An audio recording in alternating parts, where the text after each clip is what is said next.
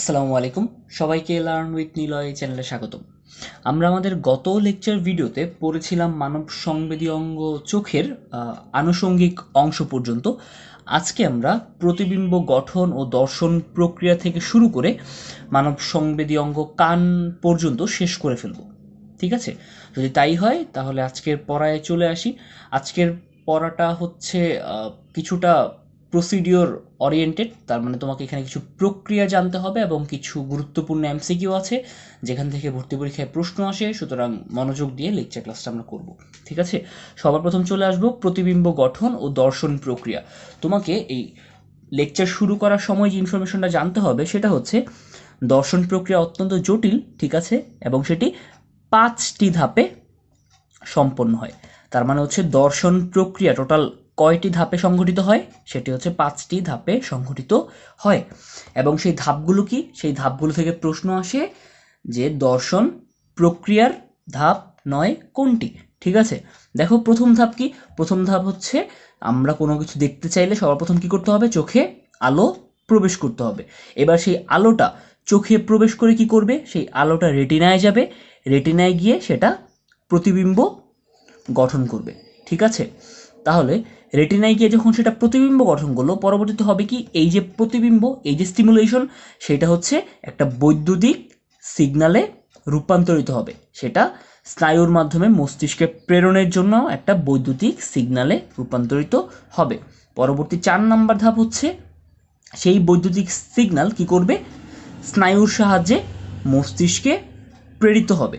এবং সর্বশেষ মস্তিষ্কে প্রেরিত হওয়ার পর মস্তিষ্ক কি করবে, সেই অনুভূতি বিশ্লেষণ করবে, সেই ইম্পালস বিশ্লেষণ করে আমাদের দর্শনের অনুভূতি জাগাবে। তার মানে প্রসিডিউরটা খুব সহজ ছিল।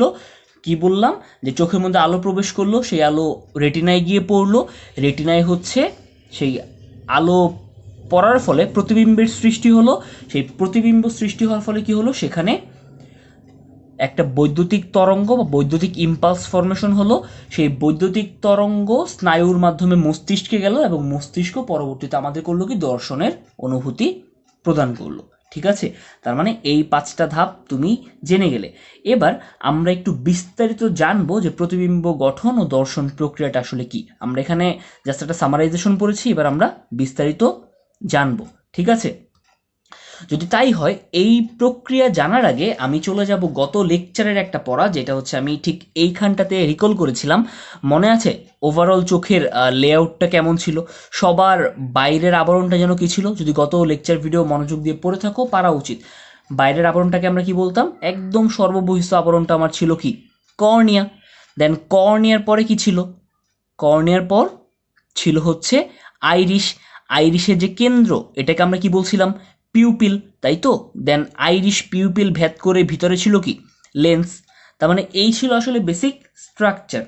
যদি তাই হয় তাহলে দেখো এবার এখানে কি বলা হচ্ছে, বলা হচ্ছে যে আমরা যে বস্তুকে দেখি, আলোকিত সে বস্তু থেকে আলোকরশ্মি সর্বপ্রথম কর্নিয়ার উপরে এসে পড়ে। বোঝাই যাচ্ছে চোখের একদম বাইরের আবরণ, স্বচ্ছ আবরণ, অর্থাৎ কর্নিয়ার উপরে সে আলোকরশ্মি পড়বে। এবার সেই স্বচ্ছ কর্নিয়ায় কি হয়, আলোকরশ্মি প্রতিসরিত হয়, প্রতিসরিত হয়ে পিউপিলের মাধ্যমে কিসে এসে পড়ে, লেন্সে এসে পড়ে।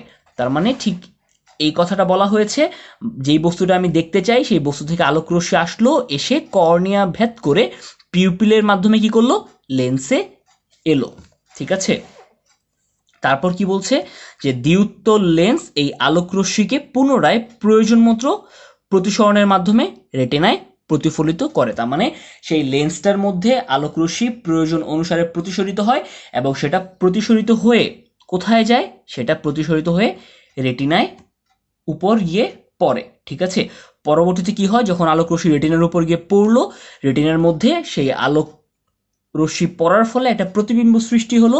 এবং সবচেয়ে গুরুত্বপূর্ণ ইনফরমেশন যেটা, সেটা হচ্ছে বস্তুটির উল্টা প্রতিবিম্ব সৃষ্টি হয়। তার মানে রেটিনায় আলোক রশ্মি পড়ার ফলে কি হয়, রেটিনার মধ্যে, রেটিনার মধ্যে বস্তুর উল্টা প্রতিবিম্ব সৃষ্টি হয়। সত্য মিথ্যার প্রশ্ন।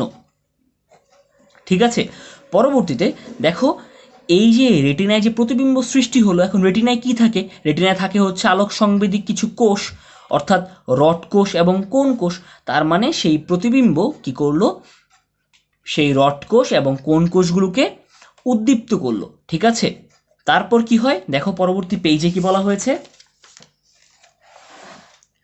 তারপর বলা হচ্ছে এই যে রড কোষ এবং কোন কোষগুলো উদ্দীপ্ত হলো, এবার কি করবে এই উদ্দীপনা। আমি জানি, আমি গত লেকচার ভিডিওতে পড়ে এসেছিলাম আমার চোখের রেটিনায় কোন ধরনের নিউরন থাকে। চোখের রেটিনায় বাইপোলার নিউরন থাকে, তাই তো, দ্বিমেরুযুক্ত নিউরন থাকে।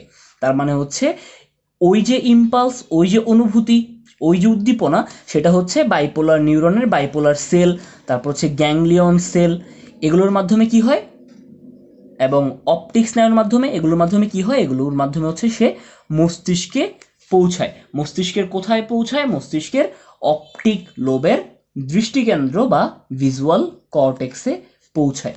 তার মানে এই অপটিক লোব বা ভিজুয়াল কর্টেক্স এগুলো কি, আমি বলতে পারি যে মস্তিষ্কের একটা লোব বা একটা খণ্ড, যেখানে আসলে আলোকরশ্মি রেটিনায় প্রতিবিম্ব সৃষ্টির পরে যে উদ্দীপনা, সেই উদ্দীপনা সে প্রক্রিয়া করে আমাদের দৃষ্টির অনুভূতি জাগায়। ঠিক আছে, তার মানে রড কোষ এবং কোন কোষের মধ্যে যে অনুভূতি বা উদ্দীপনা সৃষ্টি হয়েছিল সেটা নিউরনের বাইপোলার সেল, গ্যাংলিয়ন সেল এবং অপটিক স্নায়ুর মাধ্যমে কি করছিল। অপটিক স্নায়ুর মাধ্যমে, আমরা কিন্তু করটিক স্নায়ুতে পড়ে এসেছিলাম অপটিক স্নায়ুর কাজ কি, দৃষ্টির অনুভূতি বা উদ্দীপনাকে মস্তিষ্কে প্রেরণ করা। ঠিক আছে, এই অপটিক স্নায়ুর মাধ্যমে মস্তিষ্কের দৃষ্টি সংক্রান্ত যে লোব বা দৃষ্টি সংক্রান্ত কাজে সহযোগিতা করে যে লোব, অর্থাৎ অপটিক লোব, সেই অপটিক লোবের দৃষ্টিকেন্দ্র বা ভিজুয়াল কর্টেক্সে পৌঁছায়। পরবর্তীতে আমার রেটিনায় তো প্রতিবিম্ব সৃষ্টি হয়েছিল উল্টা, তার মানে তখন মস্তিষ্ক করে কি, একটা বিশেষ ধরনের জটিল প্রক্রিয়ায় সেই উল্টা প্রতিবিম্বকে সে কি করে, আবার উল্টিয়ে আসলে সোজা প্রতিবিম্বে পরিণত করে। দেখো কি বলা হচ্ছে যে এই অঞ্চলে স্নায়ু অনুভূতি থেকে প্রাপ্ত উল্টা প্রতিবিম্বের তথ্য বিশ্লেষণ হয়, ফলে মানুষ বস্তুটিকে সোজা দেখতে পায়। তার মানে এই হচ্ছে অ্যাজ এ হোল দর্শনের কৌশল। তাহলে দেখো এখানে সামারাইজ করা হয়েছে, এবং এখান থেকে আসলে কি প্রশ্ন আসবে, আমরা তো দর্শন কৌশলটা বুঝে নিলাম, এবার কি প্রশ্ন এখান থেকে আসবে।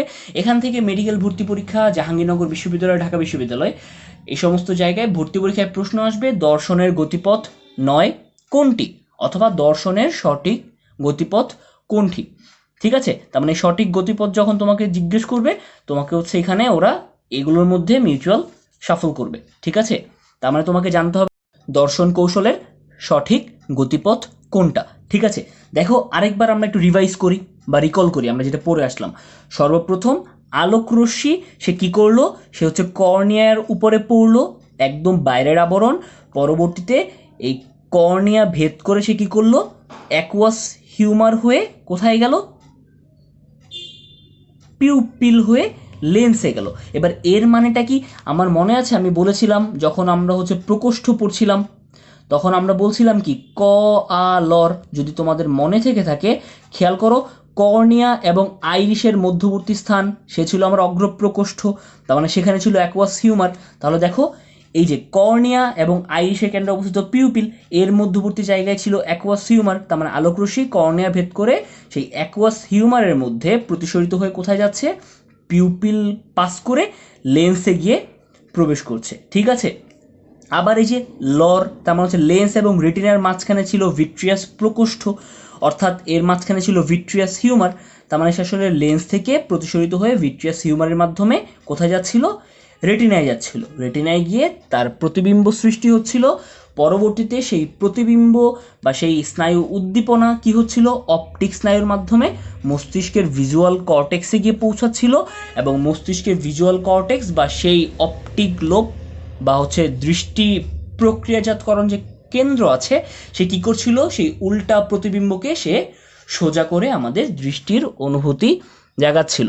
তার মানে যদি তাই হয়, আশা করি তোমরা এই দর্শন কৌশলের গতিপথ, এই সিকোয়েন্সটা কোনোভাবেই ভুল করবে না। যদি তাই হয়, আমরা চলে আসব উপযোজন বলতে কি বোঝায়। ঠিক আছে, মেডিকেল ভর্তি পরীক্ষার জন্য যদিও বা সংজ্ঞার প্রয়োজন নেই, কিন্তু যেটা হয় যে এই উপযোজনের সংজ্ঞা, এটা হচ্ছে এইচএসসিতে ক নাম্বারের খুবই জনপ্রিয় প্রশ্ন থাকে, এবং উপযোজন প্রক্রিয়া সেটা হচ্ছে খ নাম্বারের খুবই জনপ্রিয় প্রশ্ন হয়। এবং এমসিকিউ এর জন্য তোমাকে উপযোজন প্রক্রিয়ার কিছু কিওয়ার্ড জানতে হবে। ঠিক কখন তুমি দূরের বস্তু দেখতে পাবে, ঠিক কখন তুমি কাছের বস্তু দেখতে পাবে। ঠিক আছে, তার মানে আমরা সেইভাবেই পড়ব। দেখো, আমাকে সর্বপ্রথম জানতে হবে যে উপযোজন আসলে কি। কি বলা হচ্ছে যে দর্শনীয় বস্তু ও লেন্সের মধ্যকার দূরত্বের পরিবর্তন না করেই সিলিয়ারি পেশি ও সাসপেন্সরি লিগামেন্টের সংকোচন বা প্রসারণ ও লেন্সের বক্রতার তথা ফোকাস দূরত্বের পরিবর্তন ঘটিয়ে বিভিন্ন দূরত্বে অবস্থিত বস্তুকে সমান স্পষ্ট দেখার জন্য চোখে যে বিশেষ ধরনের পরিবর্তন ঘটে সেই প্রক্রিয়াকে বলা হয় উপযোজন। কিচ্ছু বুঝি নাই, তাই না? খুব সহজ, আমি বলি সেটা কি। দেখো কি বলা হচ্ছে, দর্শনীয় বস্তু ও লেন্সের মধ্যকার দূরত্বের পরিবর্তন না করে, ধরো আমি এই জিনিসটাকে দেখতে চাই আর এই হচ্ছে আমার লেন্স। এখন জিনিসটা যখন কাছে চলে আসবে বা জিনিসটা যখন দূরে চলে যাবে, আমার হবে কি, আমি এই দর্শনীয় বস্তু এবং লেন্সের মধ্যকার দূরত্ব পরিবর্তন করব না।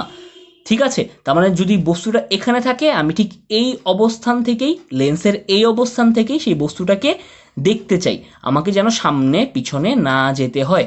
এর জন্য আমাকে করতে হবে কি, যে প্রক্রিয়া অবলম্বন করতে হবে সেটাই হচ্ছে উপযোজন। তার মানে দেখো ধারাবাহিকভাবে কি বলছে, যে দর্শনীয় বস্তু ও লেন্সের মধ্যকার দূরত্বের পরিবর্তন না করেই আমি কি করতে পারি, আমি গত লেকচার ক্লাসে পড়ে এসেছি সিলিয়ারি পেশি কি আমি জানি, সাসপেন্সরি লিগামেন্ট কি আমি জানি, তাই তো?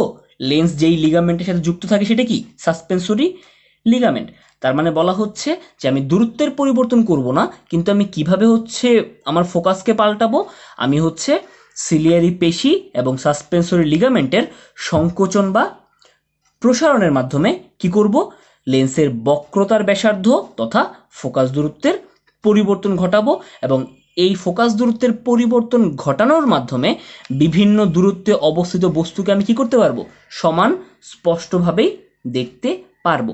এই সামগ্রিক কাজটা করার জন্য চোখের মধ্যে যে বিশেষ ধরনের পরিবর্তন ঘটে সেটাকেই বলা হয় উপযোজন। তার মানে উপযোজন বেসিক্যালি হচ্ছে কি করা, ফোকাসকে অ্যাডজাস্ট করা। ঠিক আছে, আমরা ক্যামেরায় ফোকাসকে অ্যাডজাস্ট করি না, তাই তো? আমি যখন কোনো একটা কাছের বস্তু ছবি তুলতে চাই বা কোনো একটা দূরের বস্তু ছবি তুলতে চাই, আমি কি বারবার ক্যামেরাটাকে হচ্ছে সামনে পিছনে নিয়ে যাই? তা কিন্তু আমি করি না, বরং ক্যামেরাটাকে আমি স্টিল রাখি, রেখে হচ্ছে আমি কি করি, রেখে আমি ফোকাসের পরিবর্তন করি। তার মানে উপযোজনের ক্ষেত্রে চোখের কি হয়, চোখের বেসিক্যালি ফোকাস দূরত্বের পরিবর্তন করা হয়। এখন ক্যামেরায় যেমন ফোকাস দূরত্ব পরিবর্তন করতে হতো ম্যানুয়ালি, ঠিক আছে, কিন্তু চোখের মধ্যে আমি কিভাবে করব ফোকাস দূরত্ব পরিবর্তন? চোখের ফোকাস দূরত্ব পরিবর্তনের জন্য হচ্ছে সিলিয়ারি পেশি এবং সাসপেন্সরি লিগামেন্টের সংকোচন বা প্রসারণ ঘটানো হয়, এবং এই সংকোচন প্রসারণের ফলে লেন্সের বক্রতার ব্যাসার্ধের হ্রাস বৃদ্ধি ঘটে, এবং এর মাধ্যমে কি হয়, ফোকাস দূরত্ব পরিবর্তিত হয়। তার মানে এই সামগ্রিক প্রক্রিয়াটাকে আমি কি নামে অভিহিত করি, উপযোজন নামে অভিহিত করি। আশা করি উপযোজন কি জিনিস সেটা তুমি বুঝতে পেরেছো। মেডিকেল ভর্তি পরীক্ষার জন্য খুবই গুরুত্বপূর্ণ এমসিকিউ, সেটা হচ্ছে চোখ থেকে 6 মিটার দূরত্বে অবস্থিত যে কোনো বস্তুর প্রতিবিম্ব স্বাভাবিকভাবে রেটিনায় প্রতিফলিত হয়। তার মানে চোখ থেকে কয় মিটার দূরত্বে অবস্থিত কোনো বস্তুর প্রতিবিম্ব রেটিনায় স্বাভাবিকভাবে হয়, 6 মিটার। যদি বস্তুর দূরত্ব চোখ থেকে 6 মিটারের কম বা বেশি হয়, সেক্ষেত্রে আসলে রেটিনায় কি করার প্রয়োজন পড়ে, সেক্ষেত্রে রেটিনায় ফোকাস করার প্রয়োজন পড়ে, অর্থাৎ উপযোজনের প্রয়োজন হয়। তার মানে এখান থেকে প্রশ্ন আসবে, চোখ থেকে কত দূরত্বে বা চোখ থেকে কত দূরত্বের অধিক দেখার ক্ষেত্রে, স্পষ্টভাবে দেখার ক্ষেত্রে উপযোজনের প্রয়োজন হয়। কত দূরত্বের অধিক, 6 মিটারের অধিক বা 6 মিটারের কম। ঠিক আছে, যদি তাই হয় তোমাকে জানতে হবে যে উপযোজন প্রক্রিয়াটা কি। এখানে প্রক্রিয়াটা সামগ্রিকভাবে আলোচনা করা হয়েছে, বলা হচ্ছে তুমি যখন কাছের বস্তু দেখতে যাবে তখন তোমাকে কিভাবে অ্যাডজাস্টমেন্টটা করতে হবে, বলা হয়েছে তুমি যখন দূরের বস্তু দেখতে যাবে কিভাবে অ্যাডজাস্টমেন্টটা করা হয়েছে।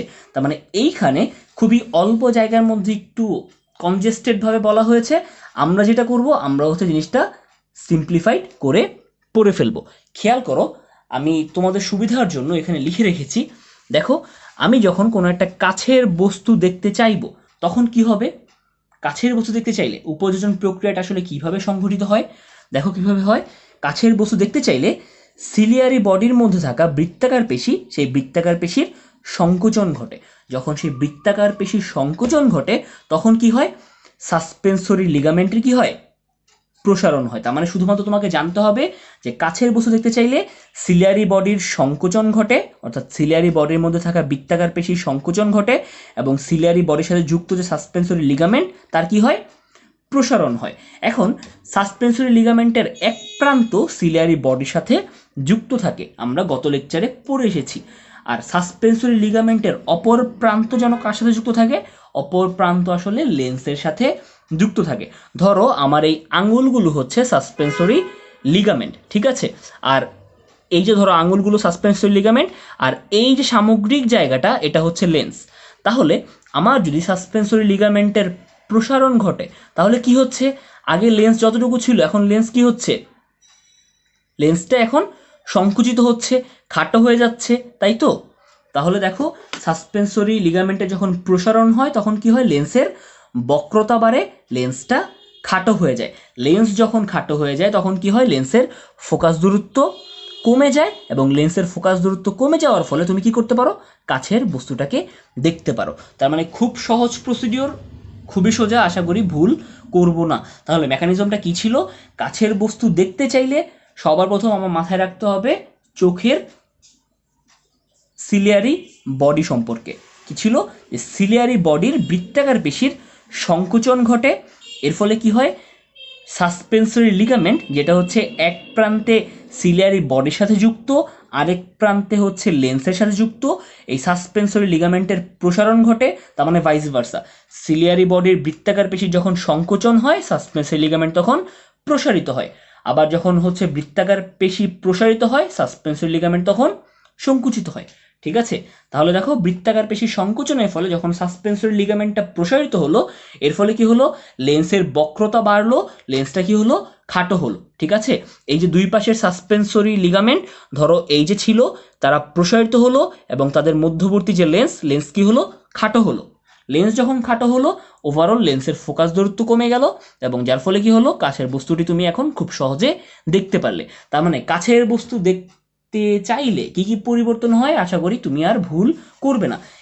এবং দূরের বস্তু দেখতে চাইলে ঠিক তার বিপরীত প্রক্রিয়া। দেখো এখানে তাই বলা হয়েছে, যখন তুমি কাছের বস্তু দেখতে চাও কি হয়, সিলিয়ারি বডির বৃত্তাকার পেশি সংকোচন হয়, যেটা আমরা মাত্র পড়ে আসলাম, এবং সংকোচনের ফলে কি হয়, সাসপেন্সরি লিগামেন্টের প্রসারণ ঘটে। সিলিয়ারি সংকোচন, সাসপেন্সরির প্রসারণ। যখন সাসপেন্সরি লিগামেন্টগুলো প্রসারিত হচ্ছে তখন কি হচ্ছে, লেন্সের বক্রতা বাড়ছে, লেন্সটা খাটো হচ্ছে, যার ফলে কি লেন্সের ফোকাস দূরত্ব কমে যাচ্ছে এবং কাছের বস্তুটা তুমি দেখতে পাচ্ছ। আশা করি প্রক্রিয়া কোনোভাবেই ভুল হবে না। তারপর জানতে হবে দূরের বস্তু দেখার ক্ষেত্রে আসলে কি হয়। দূরের বস্তু দেখার ক্ষেত্রে ঠিক তার বিপরীতটা ঘটে।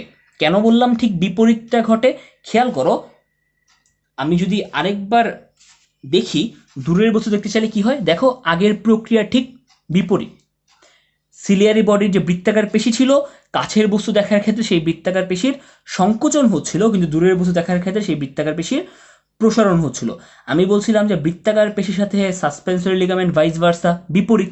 তার মানে যখন বৃত্তাকার পেশির প্রসারণ হচ্ছে তখন সাসপেন্সরি লিগামেন্ট কি হচ্ছে, সংকুচিত হচ্ছে। সাসপেন্সরি লিগামেন্টগুলো যখন সংকুচিত হয়ে যাচ্ছে তখন কি হচ্ছে, লেন্সের বক্রতা কমে যাচ্ছে, লেন্সটা কি হচ্ছে, সরু হচ্ছে, লম্বা হচ্ছে, এবং লেন্সের সরু লম্বা হওয়ার কারণে ফোকাস দূরত্বও কি হচ্ছে, বেড়ে যাচ্ছে, যার ফলে তুমি দূরের বস্তুটা দেখতে পারছো। ঠিক আছে, বুঝতে পেরেছি বিষয়টা। তার মানে খুব সহজ, এই প্রসিডিউর থেকে যেন ভুল না হয়। তার মানে দূরের বস্তু দেখতে চাইলে আরেকবার রিকল করি, সিলিয়ারি বডির মধ্যে থাকা বৃত্তাকার পেশি সেটা প্রসারিত হবে, যার ফলে সাসপেন্সরি লিগামেন্টের সংকোচন ঘটবে। সাসপেন্সরি লিগামেন্টের সংকোচন ঘটার কারণে লেন্সের কি হবে, বক্রতা কমে যাবে, লেন্সটা সরু এবং লম্বা হয়ে যাবে, ঠিক আছে। তারপরে কি হবে, লেন্স সরু এবং লম্বা হয়ে যাওয়ার কারণে লেন্সের ফোকাস দূরত্বটা বেড়ে যাবে এবং দূরের বস্তু দৃষ্টিগোচর হবে। যদি তাই হয়, দেখো বইয়ের মধ্যে ঠিক এই কথাগুলোই বলা হচ্ছিল যে দূরের বস্তু দেখার ক্ষেত্রে কি হচ্ছিল, সিলিয়ারি বডির বৃত্তাকার পেশি প্রসারিত হয়ে যাচ্ছিল এবং ভাইস ভার্সা, তার মানে সাসপেন্সরি লিগামেন্টটা সংকুচিত হয়ে যাচ্ছিল। সাসপেন্সরি লিগামেন্টের সংকোচনের কারণে লেন্সের কি হচ্ছিল, বক্রতা কমে যাচ্ছিল। বক্রতা কমে যাওয়ায় কি হচ্ছিল, লেন্সটা সরু এবং লম্বা হচ্ছিল, ঠিক আছে। এবং সরু লম্বা হওয়ার কারণে কি হচ্ছিল, লেন্সের ফোকাস দূরত্ব বেড়ে যাচ্ছিল। এখন তোমাদের যদি প্রশ্ন থাকে যে লেন্স কেন হচ্ছে সরু বা লম্বা হলে ফোকাস দূরত্ব বেড়ে যায়, বা হচ্ছে লেন্সটা কেন খাটো হলে ফোকাস দূরত্ব কমে যায়, এর উত্তরটা আসলে জ্যামিতিক আলোক বিজ্ঞানে আশা করি তোমরা পড়ে এসেছো বা হয়তো বা সামনে পড়বে। ঠিক আছে, তাহলে এখান থেকে আর কিছুই না, যখন হচ্ছে ফোকাস দূরত্ব বেড়ে যায় তখন কি করতে পারে, দূরের বস্তু থেকে আলোক রশ্মি রেটিনায় এসে পতিত হতে পারে, রেটিনায় আপতিত হতে পারে, যার ফলে স্পষ্ট প্রতিবিম্ব গঠিত হয়। তার মানে এই সামগ্রিক মেকানিজম আশা করি কোনো ভুল হবে না। যদি তাই হয়, জানতে হবে মেডিকেল ভর্তি পরীক্ষার জন্য খুবই গুরুত্বপূর্ণ এমসিকিউ, খুবই গুরুত্বপূর্ণ সেটা, যেটা হচ্ছে যে দৃষ্টিতে কাছের বস্তু স্পষ্ট দেখা যায় না তাকে বলা হয় হাইপারমেট্রোপিয়া, এবং যদি দূরের বস্তু দেখতে সমস্যা হয় তাকে বলা হয় মায়োপিয়া। তার মানে তুমি যদি কাছের বস্তু দেখতে না পারো, যে সমস্যাটা হবে সেটাকে আমরা বলবো হাইপারমেট্রোপিয়া। তুমি যদি দূরের বস্তু দেখতে সমস্যা হয় তাহলে সেটাকে আমরা বলবো মায়োপিয়া। দেখো, হাইপারমেট্রোপিয়া অর্থাৎ কাছের বস্তু দেখতে যে সমস্যা হচ্ছে সেটা সমাধান করার জন্য তুমি কোন চশমা ব্যবহার করো? তুমি উত্তল লেন্সের চশমা ব্যবহার করো। আর যে দূরের বস্তু দেখতে যদি সমস্যা হয় সেটা সমাধানে তুমি কোন চশমা ব্যবহার করো? তুমি অবতল লেন্সের চশমা ব্যবহার করো। বুঝতে পেরেছি? তার মানে কোনোভাবেই যেন ভুল না হয়। কাছের বস্তু দেখতে সমস্যা হলে সেটাকে কি বলে? দূরের বস্তু দেখতে সমস্যা হলে সেটাকে কি বলে?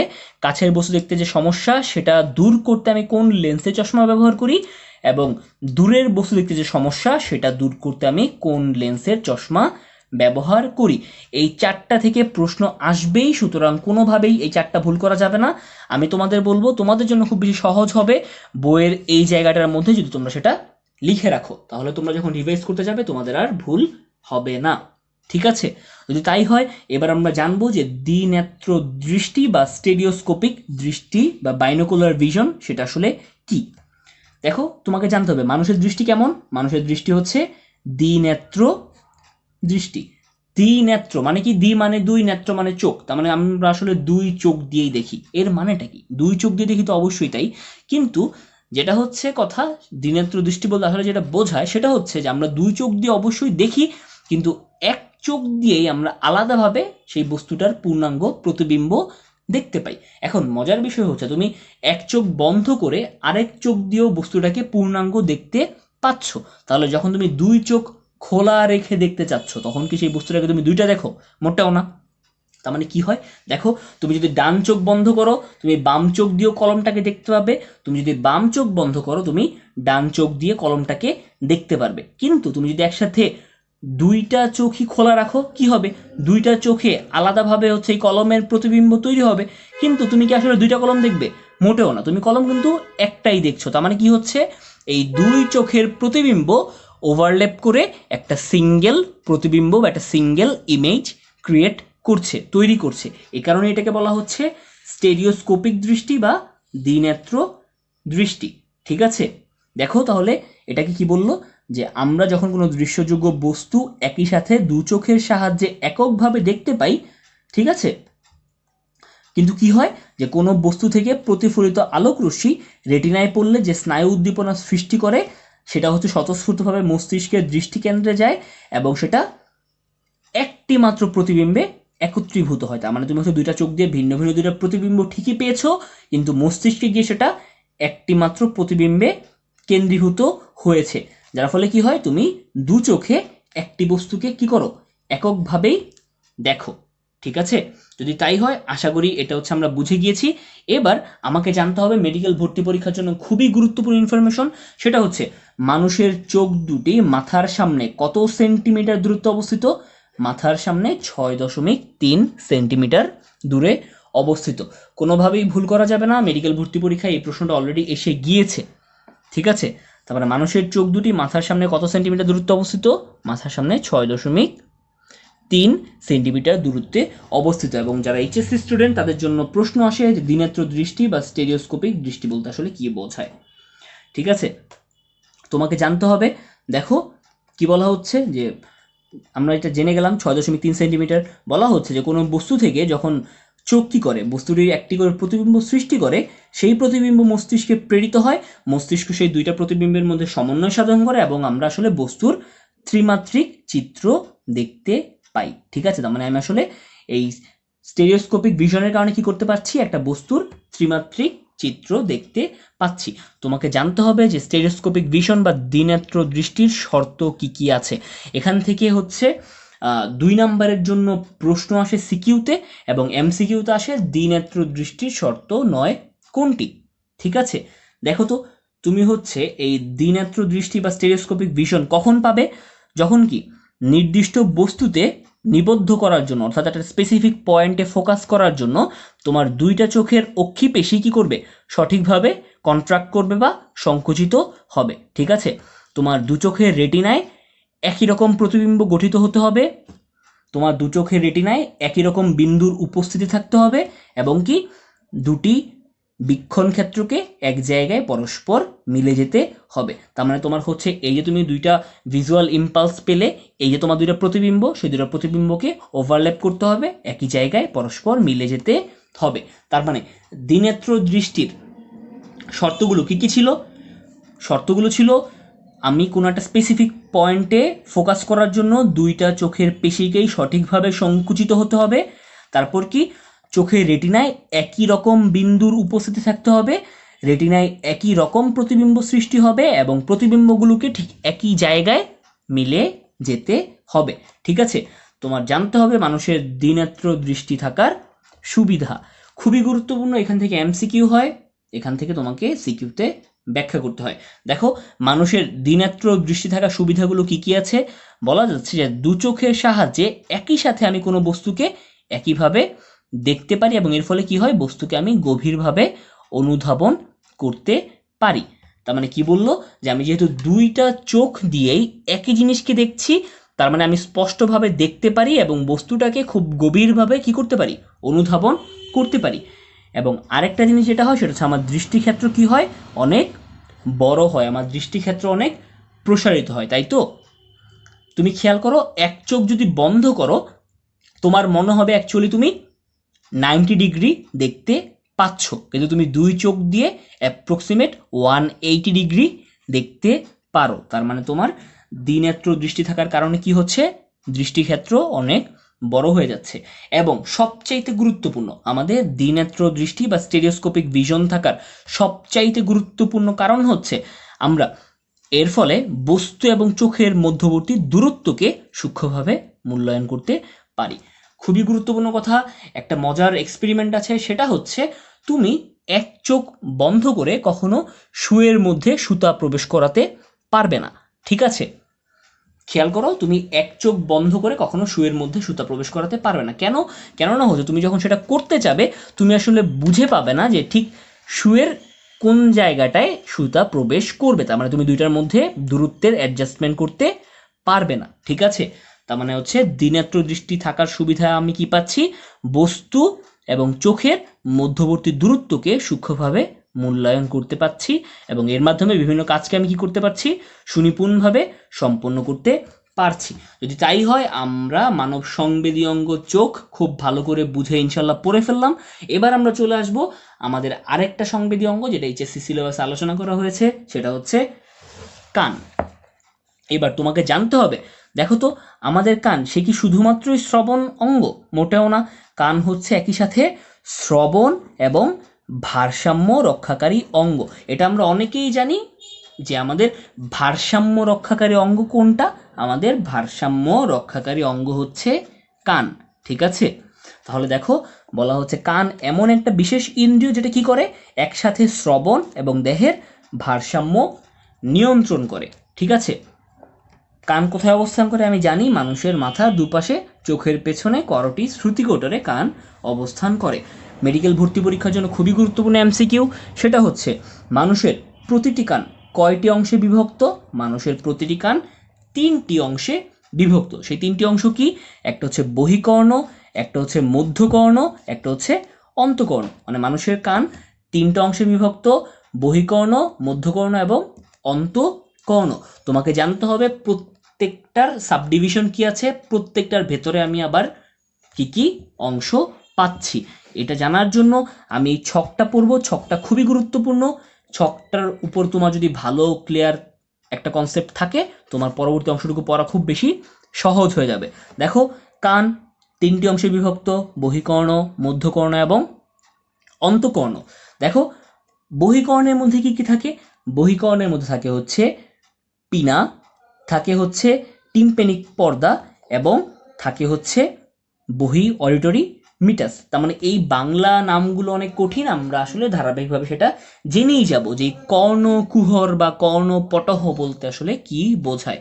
দেখো এটা আমরা মনে রাখার জন্য একটা ছন্দ লিখে রাখবো। ছন্দটা আমরা লিখবো হচ্ছে পিটাবো। ঠিক আছে, দেখো পিটাবোতে কি হচ্ছে, পিতে হচ্ছে পিনা, টতে হচ্ছে টিম্প্যানিক পর্দা এবং বতে হচ্ছে বহি অডিটরি মিটাস। এবার পিনা কি জিনিস? পিনা দেখো আমরা এখান থেকে পড়বো, পিনার অপর নাম হচ্ছে অরিকল, অপর নাম হচ্ছে কর্ণ ছত্র বা কানের ছাতা। ঠিক আছে, তার মানে তুমি বেসিক্যালি কান বলতে যেটা বোঝো, এই যে তরুণাস্থি নির্মিত সামগ্রিক অংশটা, তাই তো, যেই অংশটা হচ্ছে আমরা বাইরে থেকে দেখতে পাই সেটাই হচ্ছে আসলে পিনা। তার মানে এই যে সামগ্রিক অংশটা, এই সামগ্রিক অংশটাই কি পিনা। খেয়াল করো, ঠিক আছে, এই যে সামগ্রিক অংশ, এই পুরো অংশটাই কি পিনা। এর অপর নাম হচ্ছে অরিকল, অপর নাম হচ্ছে কর্ণ ছত্র। তার মানে বহিকর্ণের অংশ কি পিনা। পি দিয়ে আমরা সেটা বুঝে গেলাম। এবার আমরা এই পিনার শেষ প্রান্তে কি দেখতে পাচ্ছি? দেখছি একটা গর্ত, একটা গহ্বরের সৃষ্টি হয়েছে, তাই তো। এই যে গর্ত বা নালিকা বা গহ্বর, এটাকে আমি কি বলি? এটাকেই আমি বলি হচ্ছে বহি অডিটরি মিটাস। ঠিক আছে, বহি অডিটরি মিটাসের বাংলা নাম কি? কর্ণ কুহর। কর্ণ মানে কান, কুহর মানে আসলে গর্ত। ঠিক আছে, তার মানে কর্ণ কুহরের অপর নাম হচ্ছে বহি অডিটরি মিটাস। এটা আমরা মনে রাখছিলাম পিটাবোর ব দিয়ে। ঠিক আছে, সবার শেষ যেটা হচ্ছে টিম্প্যানিক পর্দা বা যেটা হচ্ছে আমাদের কাছে প্রচলিত হচ্ছে কানের পর্দা হিসেবে। ঠিক আছে, তার মানে বহিকর্ণের অংশ আমরা তিনটা পেলাম, পিনা, কর্ণকুহর এবং কর্ণপটহ। কর্ণ মানে কান, পটহ মানে পর্দা, তার মানে হচ্ছে কানের পর্দা অর্থাৎ টিম্প্যানিক পর্দা। তাহলে আমরা হচ্ছে কান বহিকর্ণের অংশগুলো জেনে গেলাম। এবার আমরা জানবো হচ্ছে মধ্যকর্ণ। দেখো মধ্যকর্ণের মধ্যে কি কি থাকে? কানের মধ্যকর্ণের মধ্যে থাকে হচ্ছে কর্ণাস্থি, ইউস্টেশিয়ান নালী এবং ছিদ্রপথ। মনে রাখার জন্য আমরা লিখে রাখবো ইউছিক। আমরা আসলে সেটা পড়বো ঐচ্ছিক, বাট বানানটা লিখবো ইউছিক। ইউতে কি হয়? ইউতে হয় হচ্ছে ইউস্টেশিয়ান নালী। ছিতে কি হয়? ছিতে হয় হচ্ছে ছিদ্রপথ। কতে কি হয়? কতে হয় হচ্ছে কর্ণাস্থি। কোনোভাবেই ভুল করা যাবে না, মধ্যকর্ণের ছিদ্রপথ আর এই ছিদ্রপথ কিন্তু এক নয়। এটা হচ্ছে বহি অডিটরি মিটাস, যেটা হচ্ছে বহিকর্ণের অংশ। আর এখানে যে ছিদ্রপথ বলা হচ্ছে আমরা সামনে জানবো, সেই ছিদ্রপথগুলো হচ্ছে মধ্যকর্ণের অংশ। তার মানে মধ্যকর্ণের অংশ কি কি? ইউছিক, ইউস্টেশিয়ান নালী, ছিদ্রপথ এবং কর্ণাস্থি। ঠিক আছে, তার মানে কর্ণাস্থি কোথায় পাওয়া যায়? মধ্যকর্ণে। ইউস্টেশন নালী কোথায় পাওয়া যায়? মধ্যকর্ণে। কোনোভাবেই ভুল করা যাবে না। এবং অন্তকর্ণে চলে আসবো। অন্তকর্ণের গঠনে কি কি আছে? অন্তকর্ণের গঠনে আছে হচ্ছে দুইটা অঙ্গ, সেটা হচ্ছে একটা হচ্ছে ইউট্রিকুলাস, একটা হচ্ছে স্যাকুলাস। দুইটা জটিল গঠন, যার একটার নাম হচ্ছে ইউট্রিকুলাস, একটার নাম কি স্যাকুলাস। ঠিক আছে, এবার এখান থেকেই তুমি একটা জিনিস জেনে নাও, সেটা হচ্ছে আমাদের ইউট্রিকুলাস। দেখো এখানে আমরা লিখে রাখবো হচ্ছে ইভা। কি লিখবো? ইভা। এটাতে আমরা কি বুঝালাম? আমাদের ইউট্রিকুলাস হচ্ছে ভারসাম্য রক্ষাকারী অঙ্গ, আর আমাদের স্যাকুলাস, স্যাকুলাস বানানটা দন্ত স দিয়ে, তার মানে সে হচ্ছে আসলে কি? সে হচ্ছে আসলে স দিয়ে উচ্চারণ করব, শ্রবণ। তার মানে অন্তকর্ণের ইউট্রিকুলাস ইভা ভারসাম্য রক্ষাকারী অঙ্গ, অন্তকর্ণের স্যাকুলাস সতে স্যাকুলাস, সতে শ্রবণ, সে হচ্ছে শ্রবণ রক্ষাকারী অঙ্গ। ঠিক আছে, তাহলে আমরা কান পড়ে ফেললাম। কানের তিনটা অংশ, বহিকর্ণ, মধ্যকর্ণ, অন্তকর্ণ জেনে গেলাম। বহিকর্ণে ছিল পিটাবো, মধ্যকর্ণে হচ্ছে ইউছিক, ঠিক আছে, ইউস্টেশিয়ান, ছিদ্রপথ অ্যান্ড কর্ণাস্থি। অন্তকর্ণে হচ্ছে ইউট্রিকুলাস অ্যান্ড স্যাকুলাস। এবার এই যে কর্ণাস্থিগুলো আছে, আমি জানি আমাদের কানের মধ্যে কয়টা অস্থি আছে? আমাদের কানের মধ্যে অস্থি তিনটা। ঠিক আছে, আমাদের প্রতিটা কানে তিনটা করে অস্থি, মানবদেহে কর্ণাস্থির সংখ্যা 6টা। প্রতি কানে কয়টা করে? 3টি করে। এখান থেকে একটা ভুল হয়, এই ভুলটা কোনোভাবেই করা যাবে না। যদি বলা হয় যে মানবদেহে কর্ণাস্থির সংখ্যা কত, সেটা হচ্ছে কানের সর্বমোট অস্থির সংখ্যা কত, সেটা হচ্ছে 6টা। অর্থাৎ ম্যালিয়াস থাকে 2 কানে 2টা, ইনকাস 2 কানে 2টা, স্টেপিস 2 কানে 2টা। মনে রাখার জন্য লিখে রাখবো হচ্ছে আমরা মিস।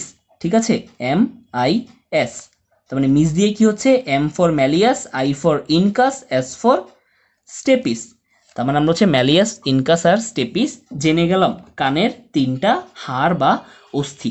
এবার একটা ইনফরমেশন যেটা তোমরা আসলে সামনে জানবেই বা অলরেডি জেনেই আসো, মানব দেহের সবচেয়ে ক্ষুদ্র অস্থি কোনটা?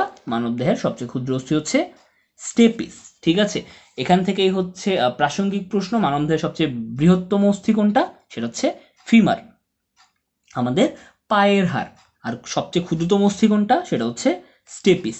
এবার এই যে ছিদ্রপথ আমরা এখানে পড়ে এসেছিলাম, আমরা জানবো যে আমাদের মধ্যকর্ণে আসলে 2 ধরনের ছিদ্রপথ থাকে, একটা হচ্ছে ফেনেস্ট্রা ওভালিস, একটা হচ্ছে ফেনেস্ট্রা রোটান্ডা।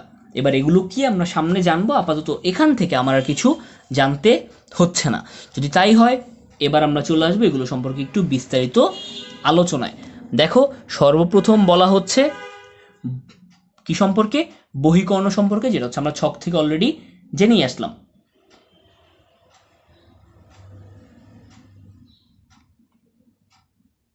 খেয়াল করো, আমরা আবার পড়ায় চলে আসি। বলা হচ্ছে বহিকর্ণ সেটা হচ্ছে বাইরের দিক থেকে কানের প্রথম ভাগ এবং 3টি অংশ নিয়ে গঠিত। ঠিক আছে, এইবার সেই 3টা অংশ কি আমরা বলে এসেছিলাম? পিটাবো অর্থাৎ পিনা। দেখো একটা অংশ হচ্ছে পিনা, অপর নাম হচ্ছে অরিকল বা কর্ণ ছত্র। আরেকটা কি? আরেকটা হচ্ছে পিটা বতে হচ্ছে আমার বহি অডিটরি মিটাস, যার অপর নাম হচ্ছে কর্ণকুহর, এবং পরবর্তী পেজে হচ্ছে আমার টিম্পেনিক পর্দা। তাহলে আমি জানবো এখন যে পিনা, অরিকল বা কর্ণ ছত্র থেকে আমাকে কি পড়তে হবে। ঠিক আছে, পিনা কি? পিনা হচ্ছে মাথার 2 পাশে অবস্থিত তরুণাস্থি নির্মিত কানের বাইরে প্রসারিত এবং লোমশ অংশ। তোমাকে জানতে হবে এমসিকিউ, কানের অভ্যন্তরে পেশিতন্তু আছে, কিন্তু তারপরেও কি করতে পারে না? মানুষ তার কানকে নাড়াতে পারে না। কানকে নাড়াতে পারে কে? যদি আমরা হচ্ছে গরু দেখে থাকি, গরু কি করতে পারে? তার কানকে শব্দের দিকে নাড়াচাড়া করতে পারে, মানুষ সেটা করতে পারে না। ঠিক আছে, মানুষকে কি করতে হয়? যেদিক থেকে শব্দ আসছে সেদিকে মাথা সহ কানকে ঘোরাতে হয়। তোমাকে জানতে হবে কাজ, প্রত্যেকটার কাজ খুবই গুরুত্বপূর্ণ মেডিকেল ভর্তি পরীক্ষায়, এখান থেকে এমসিকিউ আসে। ঠিক আছে, দেখো পিনার কাজ কি? শব্দ তরঙ্গ সংগ্রহ ও কেন্দ্রীভূত করে বহি অডিটরি মিটাস বা কর্ণকুহরে প্রেরণ করাই কি পিনার কাজ। মাস্ট তোমাকে এই কাজটা জানতে হবে। তার মানে যে আশপাশ থেকে আসা সমস্ত শব্দকে সে কেন্দ্রীভূত করে কি করছে? বহি অডিটরি মিটাসে প্রেরণ করছে। ঠিক আছে, এটা হচ্ছে পিনার কাজ। তাহলে যদি তাই হয় এখান থেকে আমাকে আর কিছু পড়তে হচ্ছে না। আমরা চলে আসবো দ্বিতীয় অংশ বহিকর্ণের, যেটা হচ্ছে বহি অডিটরি মিটাস। ঠিক আছে, দেখো সেটা কোথা থেকে কোথা পর্যন্ত বিস্তৃত? সেটা হচ্ছে কানের বহি ছিদ্র থেকে শুরু করে একদম কানের ভেতরে যে পর্দা অর্থাৎ টিম্পেনিক পর্দা সেটা পর্যন্ত বিস্তৃত যে সরু নালী সেটাকে আমরা বলছি বহি অডিটরি মিটাস।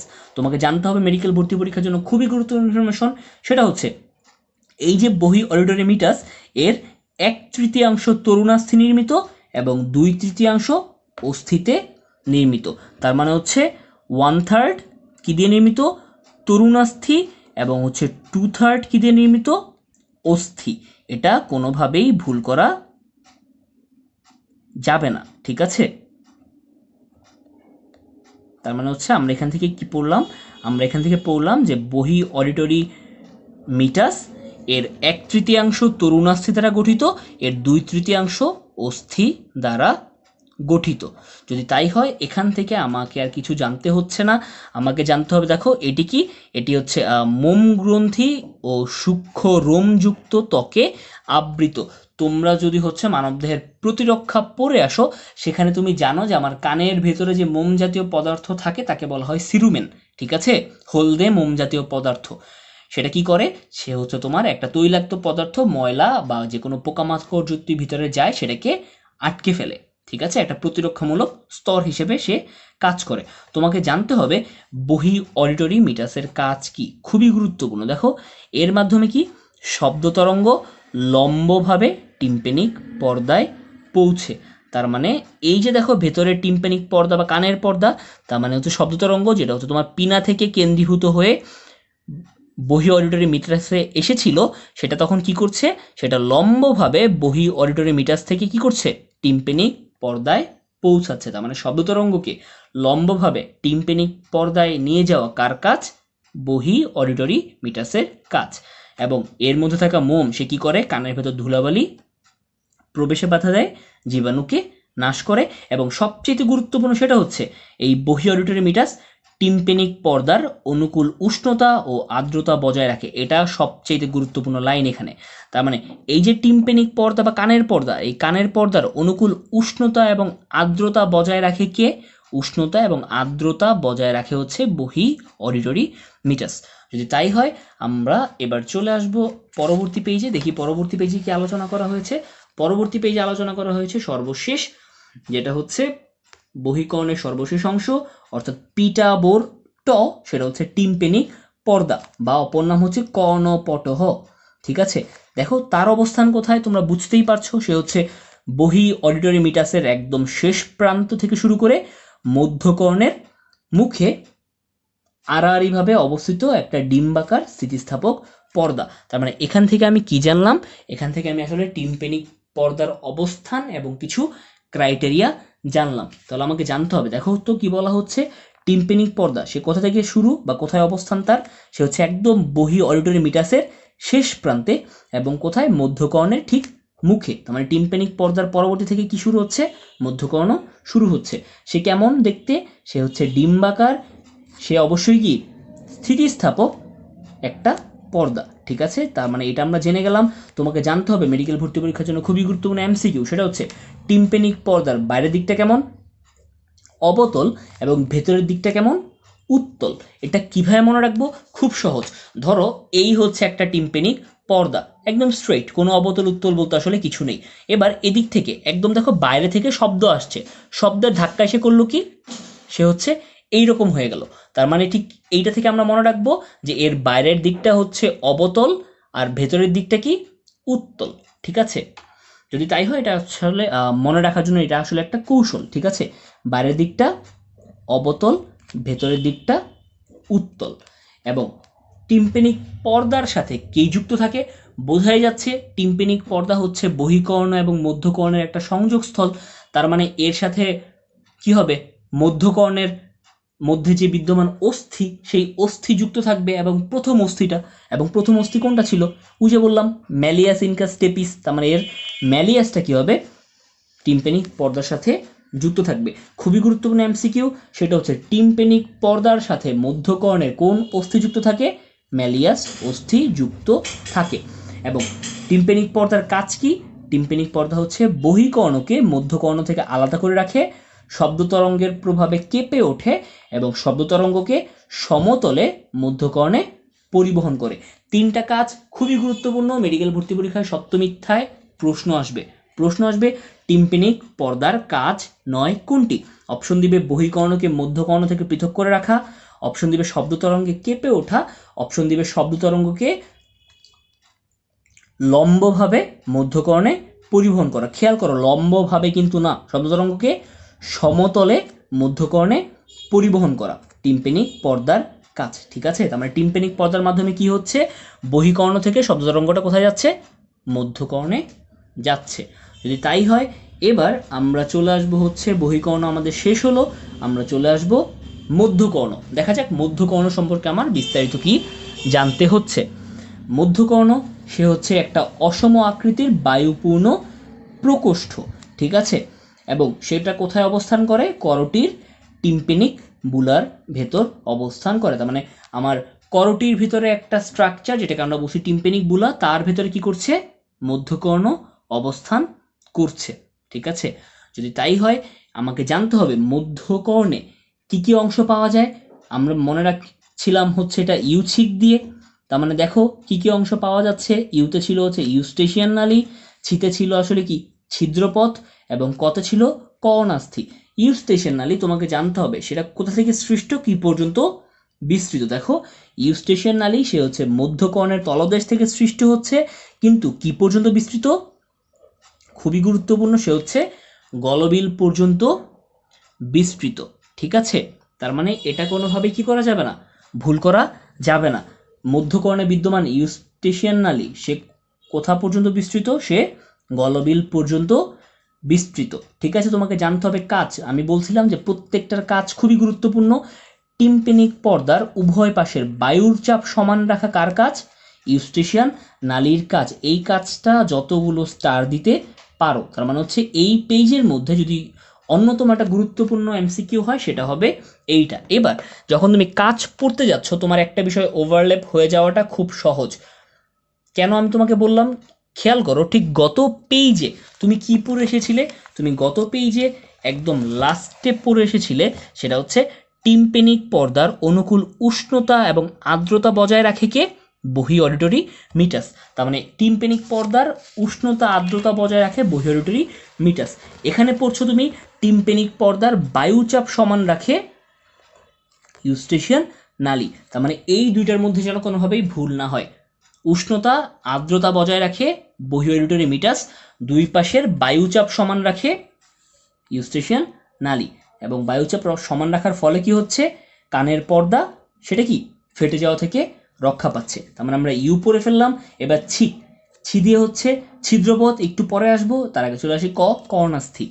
মধ্যকর্ণে আমি জানি যে কয়টা অস্থি থাকে, মধ্যকর্ণে হচ্ছে 3টা ছোট ছোট অস্থি থাকে, ঠিক আছে। মধ্যকর্ণ অস্থির সংখ্যা 3টা, বাট মানবদেহ অস্থির সংখ্যা, কর্ণাস্থির সংখ্যা 6টা, প্রতি কানে 3টি করে। সেইগুলো কি আমি বলেছিলাম, সেগুলো হচ্ছে মিস, অর্থাৎ মিস দিয়ে কি হচ্ছিল, মিস দিয়ে হচ্ছে ম্যালিয়াস, ইনকাস এবং স্টেপিস। তোমাকে জানতে হবে কার আকৃতি কিরূপ, সবচেয়ে গুরুত্বপূর্ণ ইনফরমেশন। ম্যালিয়াস কীরকম দেখতে, ম্যালিয়াস দেখতে হচ্ছে হাতুড়ির মতো, ঠিক আছে। ম্যালিয়াস কীরকম দেখতে, হাতুড়ির মতো। কীভাবে মনে রাখবো, খেয়াল করো, ম্যালিয়াস শুরু হচ্ছে এম দিয়ে, ম্যালিয়াস মানে এম দিয়ে আমি মনে রাখবো হচ্ছে মেটাল। ম্যালিয়াস তাহলে কি মেটাল, মেটাল বা লোহাকে আমি কি করি, আমি কি দিয়ে হচ্ছে বাড়ি দেই, আমি সেটা হাতুড়ি দিয়ে বাড়ি দিই। তার মানে হচ্ছে ম্যালিয়াস মেটাল হাতুড়ি, ঠিক আছে। ইনকাস, দেখো ইনকাসের নামের বানানে আছে হচ্ছে ন, দন্তন, ঠিক দ্বিতীয় অক্ষরে কি আছে, দন্তন। এই দন্তন দিয়ে আমি মনে রাখবো হচ্ছে নেহাই, কি মনে রাখবো, নেহাই, ঠিক আছে।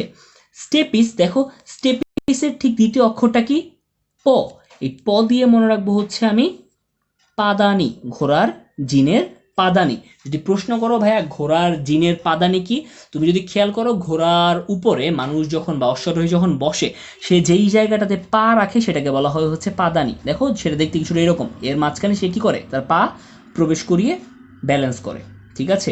তাহলে ম্যালিয়াস কিসের মতো দেখতে, মেটাল হাতুড়ির মতো। ইনকাস নামের বানানে দন্তন, তার মানে হচ্ছে তোমার নেহায়ের মতো। স্টেপিস কিসের মতো দেখতে, প, অর্থাৎ হচ্ছে ঘোড়ার জিনের পাদানির মতো, অর্থাৎ ত্রিকোণাকার দেখতে, ঠিক আছে। এবার 3টার আকৃতি যখন জেনে গেলাম, এই আকৃতি থেকে কিন্তু প্রশ্ন আসবে খুবই গুরুত্বপূর্ণ। তোমাকে জানতে হবে ম্যালিয়াস কি করে, বুঝতেই পারছো, সেটা একদিকে যুক্ত থাকে টিম্পেনিক পর্দার সাথে, আরেক দিকে যুক্ত থাকে পরবর্তী অস্থি অর্থাৎ ইনকাসের সাথে, ঠিক আছে। এই যে দেখো ম্যালিয়াস, দেখতে পাচ্ছ একদিকে সে যুক্ত হচ্ছে টিম্পেনিক পর্দার সাথে, আরেক দিকে সে যুক্ত হচ্ছে কিসের সাথে, সে হচ্ছে ইনকাসের সাথে যুক্ত। এবার ইনকাস সে কি করবে, বুঝতেই পারছি সে হচ্ছে ম্যালিয়াস আর স্টেপিসকে যুক্ত করবে মধ্যবর্তী অস্থি হিসেবে। আর স্টেপিস কি করবে, স্টেপিস হচ্ছে একদিকে ইনকাসের সাথে যুক্ত থাকবে, অপরদিকে সে হচ্ছে মধ্যকর্ণের যে ছিদ্রপথ ছিল, আমরা বলছিলাম যে ছিদ্রপথ দুই রকমের, ফেনেস্ট্রা ওভালিস, ফেনেস্ট্রা রোটান্ডা, সে করবে কি, সেই ফেনেস্ট্রা ওভালিস নামক ছিদ্রের সাথে যুক্ত থাকবে বা সেই ছিদ্রের গায়ে বসানো থাকবে। তার মানে স্টেপিস নামক হাড়টা কোন ছিদ্রের গায়ে বসানো থাকে, ফেনেস্ট্রা ওভালিস নামক ছিদ্রের গায়ে বসানো থাকে। এমসিকিউ মেডিকেল ভর্তি পরীক্ষার জন্য খুবই গুরুত্বপূর্ণ, এটি মানবদেহের ক্ষুদ্রতম অস্থি। প্রশ্ন আসবে মানবদেহের ক্ষুদ্রতম অস্থি কোনটি, উত্তর কি হবে, স্টেপিস, ঠিক আছে। অস্থির কাজ কি, অস্থিগুলো হচ্ছে বহিকর্ণের টিম্পেনিক পর্দা থেকে শব্দ তরঙ্গকে কি করে, অন্তকর্ণের অভ্যন্তরে পেরিলিম্ফে বহন করে। তার মানে সে হচ্ছে আসলে এক ধরনের ভৌত বাহক হিসেবে কাজ করে, শব্দ তরঙ্গের বাহক হিসেবে কাজ করে। এবার আমরা চলে আসবো হচ্ছে মধ্যকর্ণের ছিদ্রপথ, ঠিক আছে, যে মধ্যকর্ণে আসলে কয় রকমের ছিদ্রপথ থাকে। খেয়াল করো মধ্যকর্ণের প্রাচীর কোন ধরনের অস্থিতে গঠিত, মধ্যকর্ণের প্রাচীর পেরিওটিক অস্থিতে গঠিত। এক লাইনের সুন্দর এমসিকিউ, যদিও বা অস্থিতে গঠিত কিন্তু সেখানে কি থাকে, দুইটা ছোট ছিদ্রপথ থাকে, ঠিক আছে। এই ছিদ্রপথ দুটোর নাম কি, একটা হচ্ছে ফেনেস্ট্রা ওভালিস আর একটা হচ্ছে ফেনেস্ট্রা রোটান্ডা। অর্থাৎ উপরের দিকে ছিদ্রটাকে বলা হয় হচ্ছে ফেনেস্ট্রা ওভালিস, নিচের দিকে ছিদ্রটাকে বলা হয় ফেনেস্ট্রা রোটান্ডা। এটা কিভাবে মনে রাখবো? খুব সহজ, আমরা লিখে রাখবো হচ্ছে ফর। ফর দিয়ে কি বোঝালাম? ফর দিয়ে বোঝালাম হচ্ছে ফেনেস্ট্রা ওভালিস, আর এটা দিয়ে বোঝালাম হচ্ছে ফেনেস্ট্রা রোটান্ডা। তার মানে উপরের দিকের ছিদ্রপথ যাকে বলা হচ্ছে ফেনেস্ট্রা ওভালিস, নিচের দিকের ছিদ্রপথ যাকে বলা হচ্ছে ফেনেস্ট্রা রোটান্ডা। যদি তাই হয় এখান থেকে তোমাকে আর কিছু পড়তে হচ্ছে না, জানতে হবে এমসিকিউ খুবই গুরুত্বপূর্ণ। ফেনেস্ট্রা ওভালিসের মাধ্যমে শব্দ কি করে? মধ্যকর্ণ থেকে অন্তকর্ণে প্রবেশ করে। এটা খুবই গুরুত্বপূর্ণ ইনফরমেশন। কোনটির মাধ্যমে শব্দ মধ্যকর্ণ থেকে অন্তকর্ণে প্রবেশ করে? ফেনেস্ট্রা ওভালিসের মাধ্যমে। ঠিক আছে, তাহলে ফেনেস্ট্রা রোটান্ডার কাজটা কি? শব্দ যখন অন্তকর্ণে প্রবেশ করলো, অন্তকর্ণের ভেতরে একটা স্ট্রাকচার আছে, সেটাকে বলা হয় ককলিয়া, আমি একটু পরে জানবো। সেই ককলিয়ায় প্রবেশের পর সেটা কি করে? ফেনেস্ট্রা রোটান্ডার মাধ্যমে অতিরিক্ত শব্দটুকু কি করে? বাইরে চলে আসে। ঠিক আছে, তার মানে এখান থেকে আমি জেনে গেলাম ছিদ্রপথ দুইটা, ফেনেস্ট্রা ওভালিস, ফেনেস্ট্রা রোটান্ডা। এই ফেনেস্ট্রা ওভালিসের মাধ্যমে মধ্যকর্ণ থেকে শব্দ অন্তকর্ণে প্রবেশ করে এবং পরবর্তীতে উদ্দীপনা প্রদান শেষে শব্দটা কি করে? ফেনেস্ট্রা রোটান্ডার মাধ্যমে কি করে? বাইরে চলে আসে। যদি তাই হয় ব্যাপারটা আসলে এক কান দিয়ে প্রবেশ আর এক কান দিয়ে বের করে দেওয়ার মতো। এবার আমরা চলে আসবো হচ্ছে অন্তকর্ণ। ঠিক আছে, আমরা কানের তিনটা অংশই ধারাবাহিকভাবে পড়ে ফেলছি। সর্বশেষ অংশ সেটা হচ্ছে অন্তকর্ণ। এইচএসসিতে অত্যন্ত গুরুত্বপূর্ণ একটা সিকিউ থাকে হচ্ছে অন্তকর্ণের গঠন আলোচনা করো। আর মেডিকেল অ্যাডমিশন টেস্টের ক্ষেত্রে অন্তকর্ণের গঠন থেকে থিওরিটিক্যাল অনেক গুরুত্বপূর্ণ আসলে এমসিকিউ আসে। তার মানে এই গঠনটা সম্পর্কে আমার একদম কনসেপচুয়াল ক্লিয়ারেন্স থাকা বাধ্যতামূলক। খুব ভালোভাবে হচ্ছে আমরা অন্তকর্ণের গঠনটা বুঝবো, যেন হচ্ছে এখান থেকে পরবর্তীবার আমি যখন বই দেখে পড়তে যাব আমার কোনো জায়গায় বুঝতে সমস্যা না হয়। দেখো কি বলা হচ্ছে, আমরা ধারাবাহিকভাবে অন্তকর্ণের গঠনে চলে আসি। প্রথম বলা হচ্ছে যে প্রত্যেক অন্তকর্ণ করটির শ্রুতিকোটর বা অডিটরি ক্যাপসুলের পেরিওটিক ও স্থির অভ্যন্তরে অবস্থান করে। তার মানে প্রথম প্রশ্ন আসবে, অন্তকর্ণ কোন স্থির অভ্যন্তরে অবস্থান করে? পেরিওটিক ও স্থির অভ্যন্তরে অবস্থান করে। এই যে পেরিওটিক বোন গোল করে রাখো। ঠিক আছে, তারপর দ্বিতীয় যে প্রশ্নটা আসবে সেটা হচ্ছে অন্তকর্ণের প্রধান অংশ কোনটি? অন্তকর্ণের প্রধান অংশ হচ্ছে মেমব্রেনাস ল্যাবিরিন্থ নামক একটি জটিল গঠন। তার মানে অন্তকর্ণের প্রধান অংশ হচ্ছে মেমব্রেনাস ল্যাবিরিন্থ। ঠিক আছে, এই যে মেমব্রেনাস ল্যাবিরিন্থ নামক একটা জটিল গঠন তুমি বলছো, এই দেখো এখানে লাল দিয়ে মেমব্রেনাস ল্যাবিরিন্থ নামক জটিল গঠনটাকে ইন্ডিকেট করলো। এই যে মেমব্রেনাস ল্যাবিরিন্থ, সে কি? সে হচ্ছে অ্যান্ডোলিম্ফ দ্বারা পরিপূর্ণ। তার মানে মেমব্রেনাস ল্যাবিরিন্থের ভেতরে অ্যান্ডোলিম্ফ নামক তরল পদার্থ থাকে। প্রশ্ন এমসিকিউ, মেমব্রেনাস ল্যাবিরিন্থের ভেতর কোন তরল পদার্থ থাকে? উত্তরটা হচ্ছে অ্যান্ডোলিম্ফ। এইবার এই যে মেমব্রেনাস ল্যাবিরিন্থ, এই মেমব্রেনাস ল্যাবিরিন্থটা আবার কি? এই মেমব্রেনাস ল্যাবিরিন্থটা হচ্ছে আরেক ধরনের ল্যাবিরিন্থ দ্বারা আবৃত থাকে। সেই ল্যাবিরিন্থকে কি বলে? সেই ল্যাবিরিন্থকে বলে হচ্ছে অস্থিময় ল্যাবিরিন্থ। তার মানে এই মেমব্রেনাস ল্যাবিরিন্থ সে হচ্ছে অস্থিময় ল্যাবিরিন্থ দ্বারা পরিবেষ্টিত থাকে। তার মানে যে তুমি একটা পেলা মেমব্রেনাস ল্যাবিরিন্থ, আরেকটা পেলা হচ্ছে তাকে আবৃত করে রাখা অস্থিময় ল্যাবিরিন্থ। এই যে দুইটা ল্যাবিরিন্থ, এই দুই ল্যাবিরিন্থের মধ্যবর্তী স্থানে থাকে হচ্ছে পেরিলিম্ফ নামক তরল। তার মানে আমি এখানে আসলে দুইটা তরল পাচ্ছি, একটা তরল হচ্ছে অ্যান্ডোলিম্ফ আর একটা তরল পাচ্ছি আমি পেরিলিম্ফ। অ্যান্ডোলিম্ফ কি তরল ছিল? অ্যান্ডোলিম্ফটা হচ্ছে মেমব্রেনাস ল্যাবিরিন্থের মধ্যে যেই তরলটা থাকে। আর পেরিলিম্ফটা কি ছিল? পেরিলিম্ফটা ছিল মেমব্রেনাস ল্যাবিরিন্থ এবং হচ্ছে অস্থিময় ল্যাবিরিন্থ। এই দুইটা ল্যাবিরিন্থের মাঝখানে যেই তরলটা থাকে। তার মানে একটা হচ্ছে মাঝখানের তরল আর আরেকটা হচ্ছে স্পেসিফিক মেমব্রেনাস ল্যাবিরিন্থের তরল। ঠিক আছে, তারপর দেখো এখান থেকে তোমাকে জানতে হবে মেমব্রেনাস ল্যাবিরিন্থ ভারসাম্য ও শ্রবণের অঙ্গ নিয়ে গঠিত। ঠিক আছে, তার মানে এই যে তুমি পড়লা অন্তকর্ণের প্রধান অংশ মেমব্রেনাস ল্যাবিরিন্থ, এইবার এর মধ্যে কি আছে? এর মধ্যে কিছু অঙ্গ আছে যেটা আমার ভারসাম্য মতো সাহায্য করবে, কিছু অঙ্গ আছে যেটা আমার শ্রবণ সহায়ক হিসেবে কাজ করবে। এগুলো আমরা এখন বিস্তারিত জানবো। জানার আগে আমাকে বলো, আমরা একটু রিকল করি এখান থেকে মাত্র অন্তকর্ণের গঠন হিসেবে আমি কি পড়লাম? আমি মাত্র পড়লাম যে অন্তকর্ণ অবস্থান করে পেরিওটিক বোনের ভেতরে। অন্তকর্ণের প্রধান অংশটা হচ্ছে মেমব্রেনাস ল্যাবিরিন্থ, এর মধ্যে থাকে হচ্ছে অ্যান্ডোলিম্ফ নামক তরল। এই মেমব্রেনাস ল্যাবিরিন্থটাকে হচ্ছে আবৃত করে রাখে অস্থিময় ল্যাবিরিন্থ। ঠিক আছে, এই যে মেমব্রেনাস ল্যাবিরিন্থ এবং অস্থিময় ল্যাবিরিন্থ, এই দুই ল্যাবিরিন্থের মাঝখানে থাকে হচ্ছে পেরিলিম্ফ নামক তরল। ঠিক আছে, এতটুকু পর্যন্ত আমরা আপাতত জানলাম। এবার চলে আসবো যে মেমব্রেনাস ল্যাবিরিন্থের ভেতরে ভারসাম্য রক্ষাকারী কোন অঙ্গটা থাকে। দেখো, জানতে হবে তোমাকে যে মানুষের ভারসাম্যের অঙ্গকে কি বলে? Vestibular apparatus. তার মানে মেমব্রেনাস ল্যাবিরিন্থের ভিতরে ভারসাম্য রক্ষাকারী হিসেবে ভেস্টিবিউলার অ্যাপারেটাস থাকে। খুবই গুরুত্বপূর্ণ এমসিকিউ। মানুষের ভারসাম্যের অঙ্গকে কি বলা হয়? Vestibular apparatus. এবার ভেস্টিবিউলার অ্যাপারেটাস সে তো আসলে একটা সামগ্রিক মেশিন বলতে পারি, তাই না?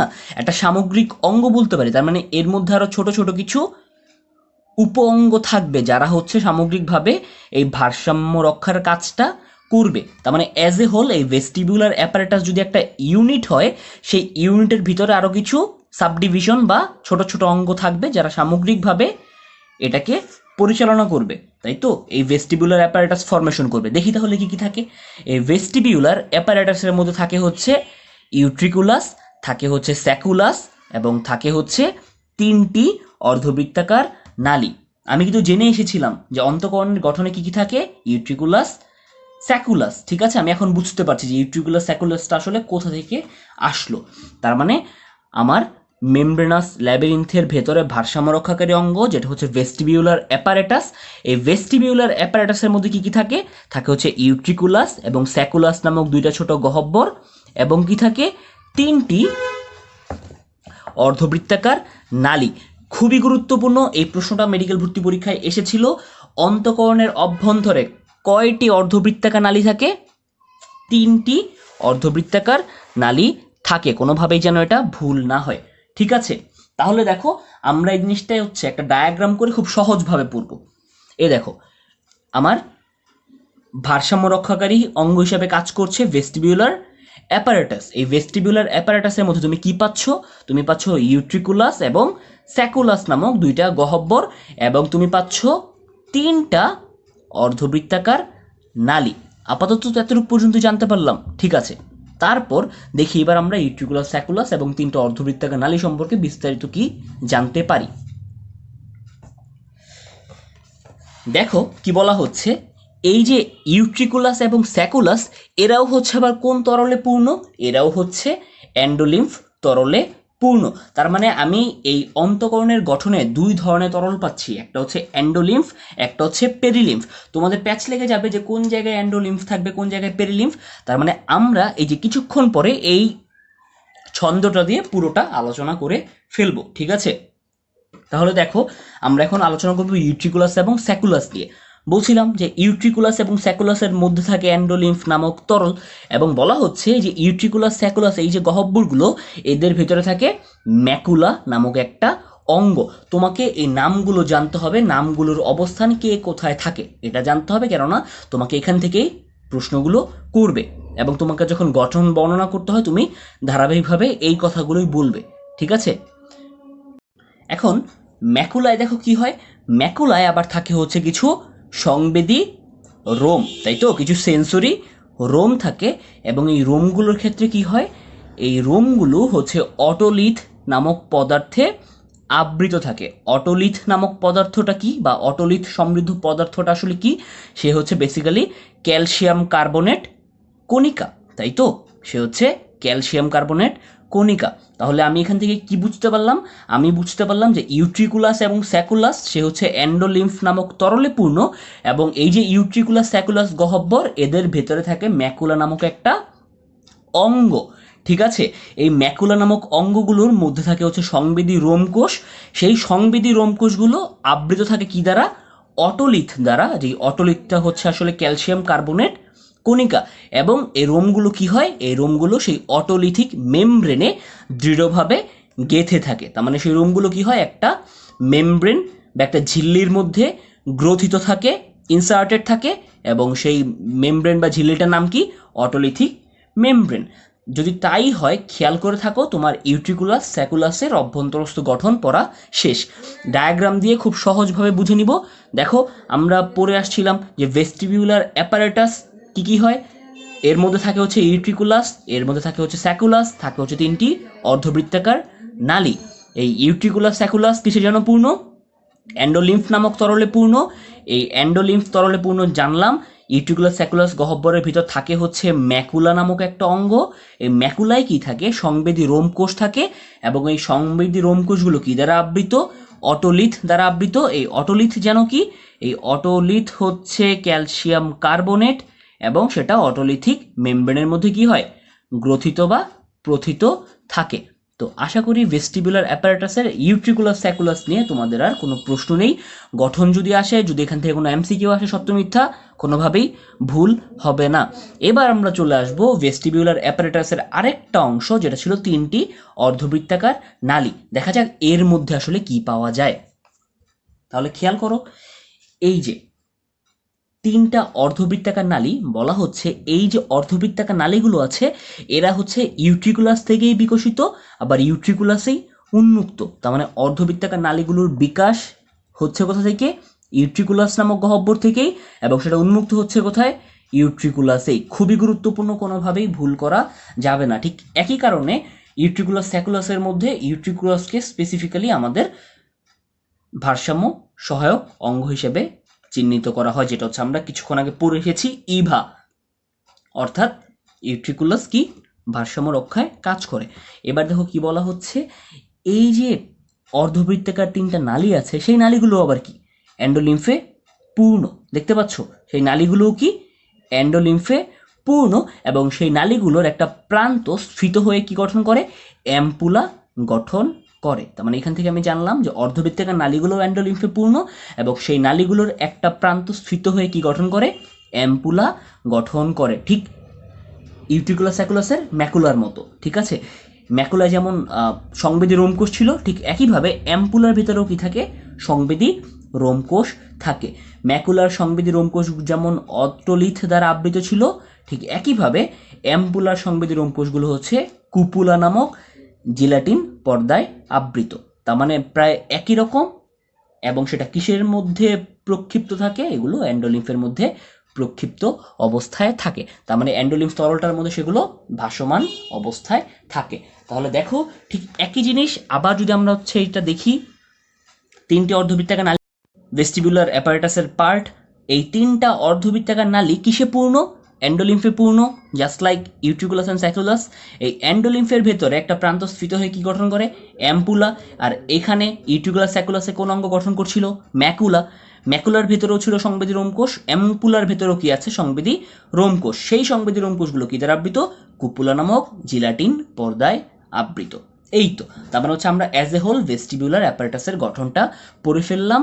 আমরা হচ্ছে 3টা অর্ধবৃত্তাকার নালী গঠন পড়ে ফেললাম, ইউট্রিকুলাস স্যাকুলাসের গঠন পড়ে ফেললাম। আশা করি এখান থেকে প্রশ্ন আসলে কোনোভাবেই ভুল করব না। এবার দেখো কাজ কি। এই ইউট্রিকুলাস, স্যাকুলাস এবং অর্ধবৃত্তাকার নালী এরা সামগ্রিকভাবে কি করে? দেহের ভারসাম্য বজায় রাখে। ঠিক আছে, যদি তাই হয় এবার আমরা চলে আসবো হচ্ছে মানুষের শ্রবণ অঙ্গ। অর্থাৎ আমরা কিছুক্ষণ আগে পড়ে এসেছিলাম যে মেমব্রেনাস ল্যাবিরিন্থ যে হচ্ছে অন্তঃকরণের প্রধান অংশ, এর মধ্যে কি থাকে? ভারসাম্য রক্ষাকারী কিছু অঙ্গও থাকে, শ্রবণ সহায়ক কিছু অঙ্গও থাকে। তো এই মেমব্রেনাস ল্যাবিরিন্থের ভারসাম্য রক্ষাকারী অঙ্গ অর্থাৎ ভেস্টিবুলার অ্যাপারেটাস সম্পর্কে তো আমরা বিস্তারিত পড়ে এসেছি। এখন আমরা পড়ব শ্রবণ সহায়ক অঙ্গ আসলে কে থাকে বা কি হিসাবে থাকে। দেখো, মানুষের শ্রবণের সাথে সংশ্লিষ্ট অঙ্গকে কি বলে?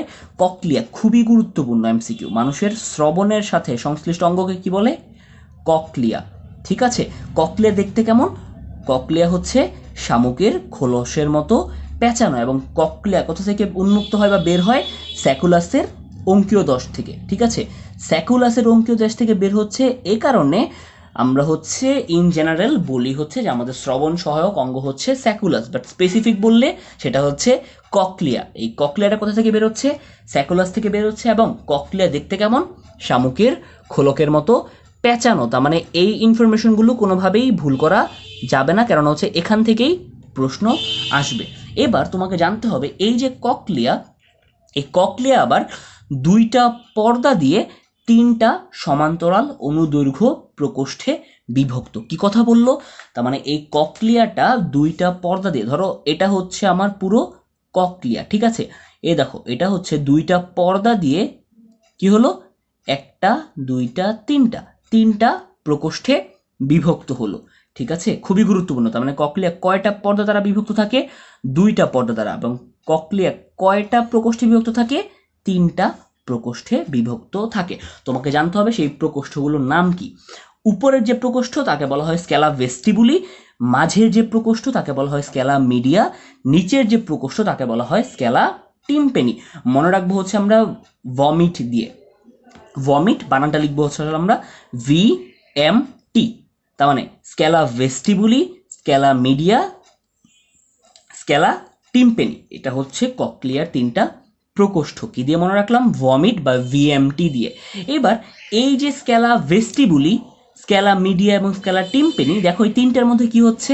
স্ক্যালা ভেস্টিবুলি হচ্ছে পেরিলিম্ফ দ্বারা পূর্ণ, স্ক্যালা মিডিয়া হচ্ছে এন্ডোলিম্ফ দ্বারা পূর্ণ, এবং স্ক্যালা টিম্পেনি হচ্ছে আবার পেরিলিম্ফ দ্বারা পূর্ণ। সেম, এখানে আবার সেই তরল দুটা পেয়ে যাচ্ছি আমরা অ্যাজ এ হোল। এখানে তরল পাচ্ছি দুইটা, একটা হচ্ছে পেরিলিম্ফ, একটা হচ্ছে এন্ডোলিম্ফ।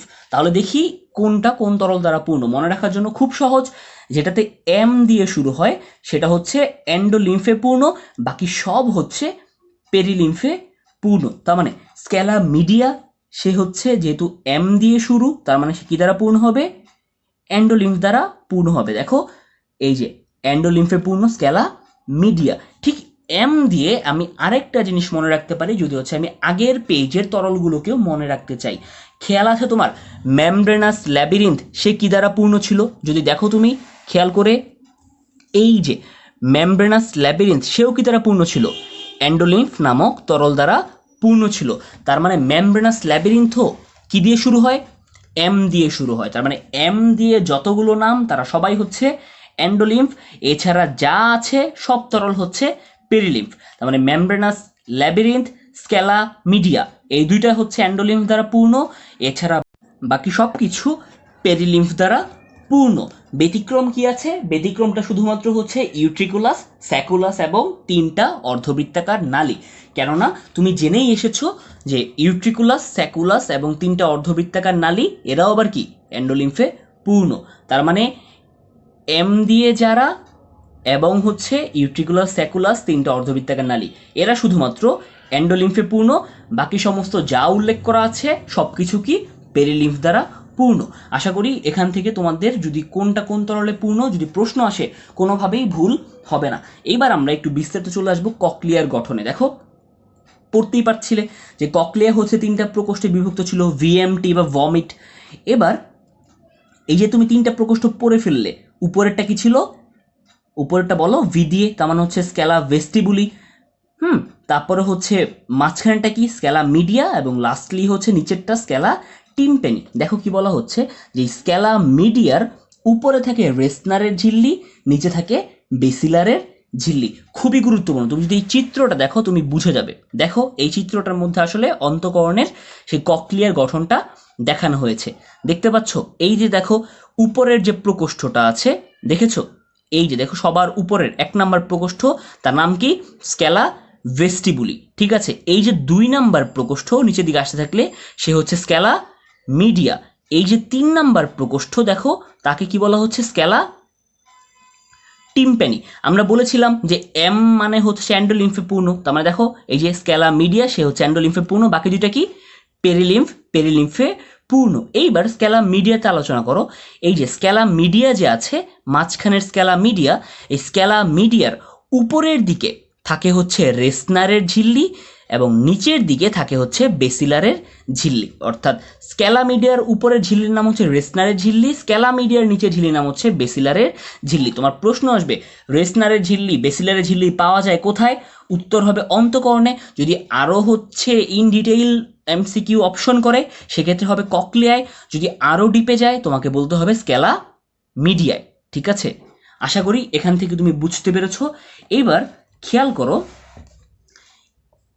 স্ক্যালা মিডিয়ার নিচে যে বেসিলারের ঝিল্লি ছিল না, এই বেসিলারের ঝিল্লির উপরে কিছু এপিথেলিয়াল কোষ, কিছু আবরণী কোষ কি করবে?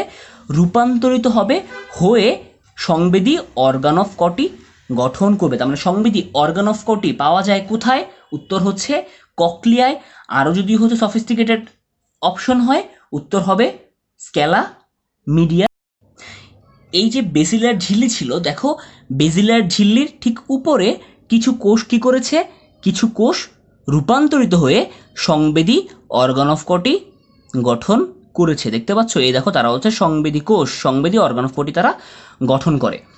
এখান থেকে আর কিচ্ছু তোমাকে জানতে হবে না। এবার খেয়াল করো, এটা হচ্ছে আমার প্রথম প্রকোষ্ঠ, এটা হচ্ছে দ্বিতীয় প্রকোষ্ঠ, এটা হচ্ছে আমার তৃতীয় প্রকোষ্ঠ, তাই তো? তার মানে এটা হচ্ছে একদম ঊর্ধ্ব প্রকোষ্ঠ, এটা হচ্ছে একদম নিম্ন প্রকোষ্ঠ। খেয়াল করো তো, এই যে ঊর্ধ্ব প্রকোষ্ঠ এদিক দিয়ে এবং এই যে নিম্ন প্রকোষ্ঠ, তারা কি করছে, তারা এইখানটায় একটা সরু নালিকার মাধ্যমে কি হচ্ছে, একসাথে যুক্ত হচ্ছে। সেই সরু নালিকাটার নাম কি? সেই সরু নালিকাটার নাম হচ্ছে হেলিকোট্রিমা। খুবই গুরুত্বপূর্ণ এমসিকিউ। দেখো কি বলা হচ্ছে, একেবারে শীর্ষে ককলিয়ার ঊর্ধ্ব প্রকোষ্ঠ অর্থাৎ প্রথম প্রকোষ্ঠ এবং ককলিয়ার নিম্ন প্রকোষ্ঠ অর্থাৎ একদম 3 নাম্বার প্রকোষ্ঠ, তারা একটি সরু নলাকার অংশের সাহায্যে পরস্পর যুক্ত। এই নলাকার অংশের নামটা কি? এই নলাকার অংশের নাম হচ্ছে হেলিকোট্রিমা। তার মানে হেলিকোট্রিমা দেখতে পাওয়া যায় কোথায়? অন্তঃকর্ণে। ঠিক আছে, এটা কোনোভাবেই ভুল করা যাবে না। অথবা যদি প্রশ্ন আসে যে তোমার স্ক্যালা ভেস্টিবুলি এবং স্ক্যালা টিম্পেনি যে সরু নলাকার অংশের সাহায্যে যুক্ত, তাকে কি বলে? তার নাম হচ্ছে হেলিকোট্রিমা। কোনোভাবেই যেন ভুল না হয়। তার মানে হচ্ছে কি হলো, এই ককলিয়ার কাজটা তাহলে কি হবে? ককলিয়া হচ্ছে শ্রবণ উদ্দীপনাকে গ্রহণ করবে এবং সেটা স্নায়ুর মাধ্যমে মস্তিষ্কে প্রেরণ করবে। ঠিক আছে, তার মানে এই ককলিয়া কি করলো, সে শ্রবণ উদ্দীপনা গ্রহণ করলো, স্নায়ুর মাধ্যমে মস্তিষ্কে প্রেরণ করলো। যদি তাই হয়, আমাদের আলহামদুলিল্লাহ অন্তঃকর্ণের গঠনটা শেষ হলো। তখন আসলে ভিডিও স্ক্রিনের বাইরে চলে গিয়েছিল, আমি যখন বলছিলাম আমি সাথে সাথে এই লাইনটাও দাগিয়েছিলাম যে ককলিয়ার ঊর্ধ্ব অর্থাৎ প্রথম এবং নিম্ন প্রকোষ্ঠ অর্থাৎ 3 নাম্বার প্রকোষ্ঠ, তারা হচ্ছে যেই সরু নলাকার অংশের সাহায্যে পরস্পর যুক্ত, সেই অংশটার নাম কি? হেলিকোট্রিমা। তার মানে এই অংশটাও তোমরা কি করবে? বইয়ের মধ্যে দাগিয়ে নিবে। ঠিক আছে, যদি তাই হয় আমাদের তো এই অন্তঃকর্ণের গঠন সুন্দরভাবে শেষ হলো। তার মানে অন্তঃকর্ণের গঠন যদি আলোচনা করতে বলে, ইনশাল্লাহ আমরা অন্তঃকর্ণের গঠন আলোচনা করতে পারবো। যদি এখান থেকে কোনো এমসিকিউ আসে, ইনশাল্লাহ সেই এমসিকিউগুলো আমাদের ভুল হবে না। যদি তাই হয়, আমরা এখন চলে আসব শ্রবণ ও ভারসাম্য রক্ষায় কানের ভূমিকা। খুবই গুরুত্বপূর্ণ সিকিউ এইচএসসির জন্য। এখান থেকে বলতে পারো যে পেইড কোশ্চেন, শ্রবণ ভারসাম্য রক্ষায় কানের ভূমিকা থেকে প্রশ্ন আসেই। তোমাকে শ্রবণ কৌশল ব্যাখ্যা করতে হতে পারে অথবা তোমাকে ভারসাম্য রক্ষায় কানের ভূমিকা ব্যাখ্যা করতে হতে পারে। ঠিক আছে, সুতরাং গুরুত্ব দিয়ে আমরা দুইটা জিনিসই জানবো। দেখো, এটা আমরা অলরেডি জেনেই এসেছি যে মানুষের কান একসাথে দুইটা ভিন্নধর্মী কাজ সম্পাদন করতে পারে। একটা হচ্ছে শ্রবণ, অপরটা হচ্ছে ভারসাম্য রক্ষা। আমরা এতক্ষণ পর্যন্ত পড়ে এসেছি, এখন আমাদের এটা বুঝতে আসলে খুব বেশি সময় লাগবে না। সেটা হচ্ছে শ্রবণ কৌশল নিয়ে আমরা আলোচনা করব। তুমি বেসিক্যালি চিত্রটা খেয়াল করো। দেখো, এখানে কানের ভেতর শব্দ তরঙ্গের গতিপথের চিত্রপথ সেটা হচ্ছে আলোচনা করা হয়েছে। তুমি যদি খেয়াল করো, খুব সহজ। সর্বপ্রথম শব্দ তরঙ্গ, বাইরে থেকে যে শব্দ তরঙ্গ সংগৃহীত হচ্ছে সেটা কানের পিনার মাধ্যমে কেন্দ্রীভূত হয়ে কি করছে? বহি অডিটরি মিটাস হয়ে কোথায় যাচ্ছে? টিম্পেনিক পর্দায় এসে পড়ছে। ঠিক আছে, পরবর্তীতে এই টিম্পেনিক পর্দা কি হচ্ছে? শব্দ তরঙ্গের দ্বারা কাঁপন সৃষ্টি হচ্ছে এবং এই কাঁপনটা কি হচ্ছে? টিম্পেনিক পর্দার সাথে সংলগ্ন যে ম্যালিয়াস অস্থি ছিল, সেই ম্যালিয়াস অস্থির মাধ্যমে পরিবাহিত হয়ে কোথায় যাচ্ছে? ম্যালিয়াস ইনকা স্টেপিস হয়ে, অর্থাৎ মধ্যকর্ণ থেকে সেটা কি হচ্ছে? অন্তঃকর্ণে প্রবেশ করছে। কিসের মাধ্যমে? এই যে এখানে ফেনেস্ট্রা ওভালিস নামক ছিদ্রের মাধ্যমে কি করছে? অন্তঃকর্ণে প্রবেশ করছে। ঠিক আছে, এবার অন্তঃকর্ণে যে প্রবেশ করছে, অন্তঃকর্ণের কোথায় প্রবেশ করছে? এই যে অন্তঃকর্ণের ককলিয়া, ককলিয়ার 3টা প্রকোষ্ঠ, সবার উপরে প্রথম প্রকোষ্ঠ যেটা হচ্ছে স্ক্যালা ভেস্টিবুলি। এই স্ক্যালা ভেস্টিবুলের মধ্যে আছে হচ্ছে পেরিলিম্ফ। সে করছে কি? সেই পেরিলিম্ফের মধ্যে কম্পন সৃষ্টি করছে। পরবর্তীতে সেই পেরিলিম্ফের কম্পনটা কি হচ্ছে? সেই পেরিলিম্ফের কম্পনটা দেখো যাচ্ছে হচ্ছে অ্যান্ডোলিম্ফে অর্থাৎ স্ক্যালা মিডিয়ায়, এবং অ্যান্ডোলিম্ফে যখন কম্পন হচ্ছে, এই যে অ্যান্ডোলিম্ফের এখানে বেসিলারের ঝিল্লি ছিল, বেসিলার ঝিল্লির উপরে যে সংবেদী রোম কোষগুলো ছিল, সেই সংবেদী রোম কি করছে? সেই শব্দ উদ্দীপনাকে গ্রহণ করে মস্তিষ্কে প্রেরণ করছে এবং মস্তিষ্ক আমার শ্রবণ অনুভূতি যোগাচ্ছে। অ্যাজ এ হোল এটা হচ্ছে সমগ্র প্রক্রিয়া। ঠিক আছে, এবার যদি তাই হয়, দেখো বইয়ের মধ্যে কি বলা হয়েছে। বলা হচ্ছে পিনায় সংগ্রহিত শব্দতরঙ্গ বহি অডিটরি মিটাসে প্রবেশ করে টিম্পেনিক পর্দাকে আঘাত করলে সেটা কেঁপে ওঠে। অর্থাৎ এই যে পিনা যে শব্দতরঙ্গ সংগ্রহ করলো সেটা বহি অডিটরি মিটাসের মাধ্যমে টিম্পেনিক পর্দায় গিয়ে সেটাকে আঘাত করে, অর্থাৎ শব্দতরঙ্গের কারণে টিম্পেনিক পর্দা কেঁপে ওঠে। কাঁপনে কি হয়? মধ্যকর্ণে অবস্থিত ম্যালিয়াস, ইনকাস, স্টেপিস এই তিনটা অস্থি, ম্যালিয়াস, ইনকাস, স্টেপিস এই তিনটা অস্থি এমনভাবে আন্দোলিত হয় যার ফলে কি হয়, যে ফেনেস্ট্রা ওভালিসের পর্দা এবং অন্তঃকরণের ককলিয়ার পেরিলিম্ফে কাঁপন সৃষ্টি হয়। অর্থাৎ সেই উদ্দীপনা ফেনেস্ট্রা ওভালিস হয়ে অন্তঃকরণের পেরিলিম্ফে যায় এবং পেরিলিম্ফে কী করে? কাঁপন সৃষ্টি করে। ঠিক আছে, তারপর পেরিলিম্ফে কাঁপন হলে কি হয়? ককলিয়ার অর্গান অফ কটির যে সংবেদী রোম কোষগুলো আছে সেগুলো উদ্দীপ্ত হয়ে স্নায়ু আবেগের সৃষ্টি করে। তার মানে ওরা এখানে একটা লাইন স্কিপ করেছে। সেই লাইনটা কি? আমি তোমাকে বলি, এই যে যখন পেরিলিম্ফ উদ্দীপ্ত হচ্ছিল বা পেরিলিম্ফে কাঁপন হচ্ছিল তখন হচ্ছিল কি, শব্দতরঙ্গ পেরিলিম্ফ থেকে যাচ্ছিল হচ্ছে এন্ডোলিম্ফে অর্থাৎ স্কেলা মিডিয়ায়। এই যে স্কেলা মিডিয়ার মধ্যে থাকা অর্গান অফ কটি, তখন অর্গান অফ কটি সেই সংবেদটা বা সেই উদ্দীপনাটা গ্রহণ করছিল। সেই উদ্দীপনাটাই কি হচ্ছিল পরবর্তীতে অডিটরি স্নায়ুর মাধ্যমে মস্তিষ্কের শ্রবণ কেন্দ্রে বাহিত হচ্ছিল। ঠিক আছে, বাহিত হওয়ার ফলে মানুষ শব্দটা শুনতে পাচ্ছিল এবং অবশিষ্ট যে শব্দ তরঙ্গ আছে সেটা কি করছিল?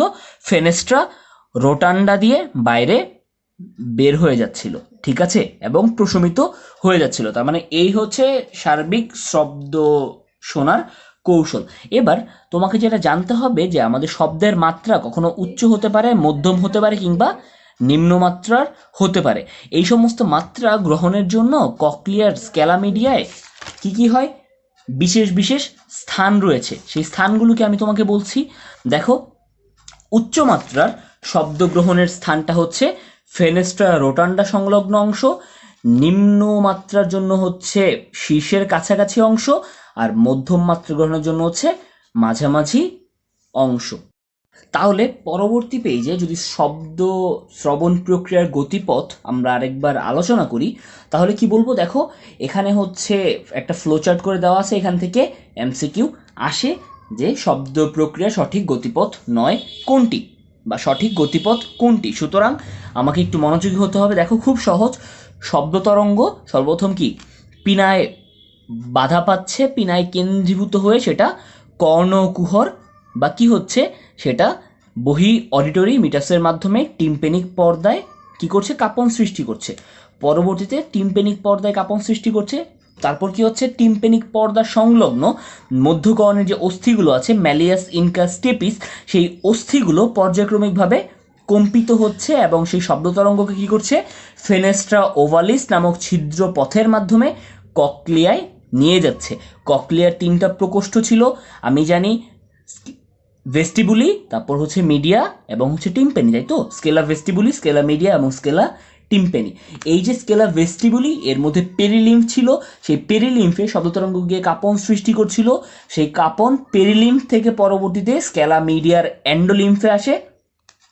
এন্ডোলিম্ফে যখন শব্দতরঙ্গ বা সেই কম্পন এসে পৌঁছায় তখন সেই স্কেলা মিডিয়ার মধ্যে সংবেদী অর্গান অফ কটি ছিল। সেই সংবেদী অর্গান অফ কটি সেই শব্দতরঙ্গ দ্বারা কি হয়? উদ্দীপ্ত হয়। ঠিক আছে, সেই উদ্দীপনা কি করে?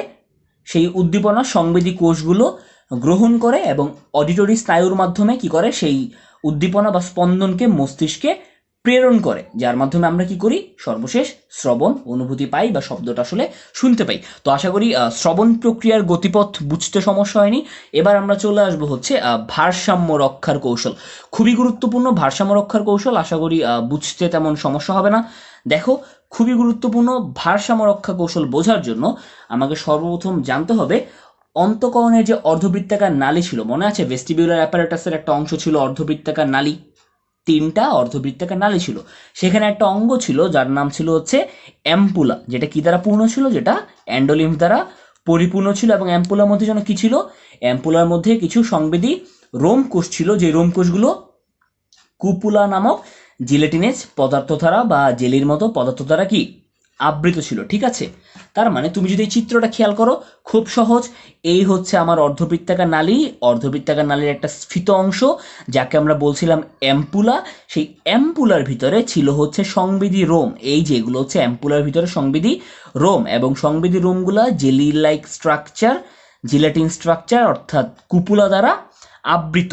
আর এই যে সমগ্র জায়গাটা, এই পুরো জায়গাটা হচ্ছে অ্যান্ডোলিম্ফ নামক তরলে পরিপূর্ণ। তার মানে এটা হচ্ছে বেসিক স্ট্রাকচার। এখন যখন একটা মানুষ সে হচ্ছে কোনো একটা দিকে কাত হয়, তখন কি হয়, এই যে অ্যান্ডোলিম্ফ তরলটা আছে, তরলটাও সেদিকে এইভাবে কাত হয়ে যায়। কাত হওয়ার কারণে কি হয়, এই যে অ্যান্ডোলিম্ফ তরলটা কি হয়, এদিকে প্রবাহিত হয়, ঠিক আছে?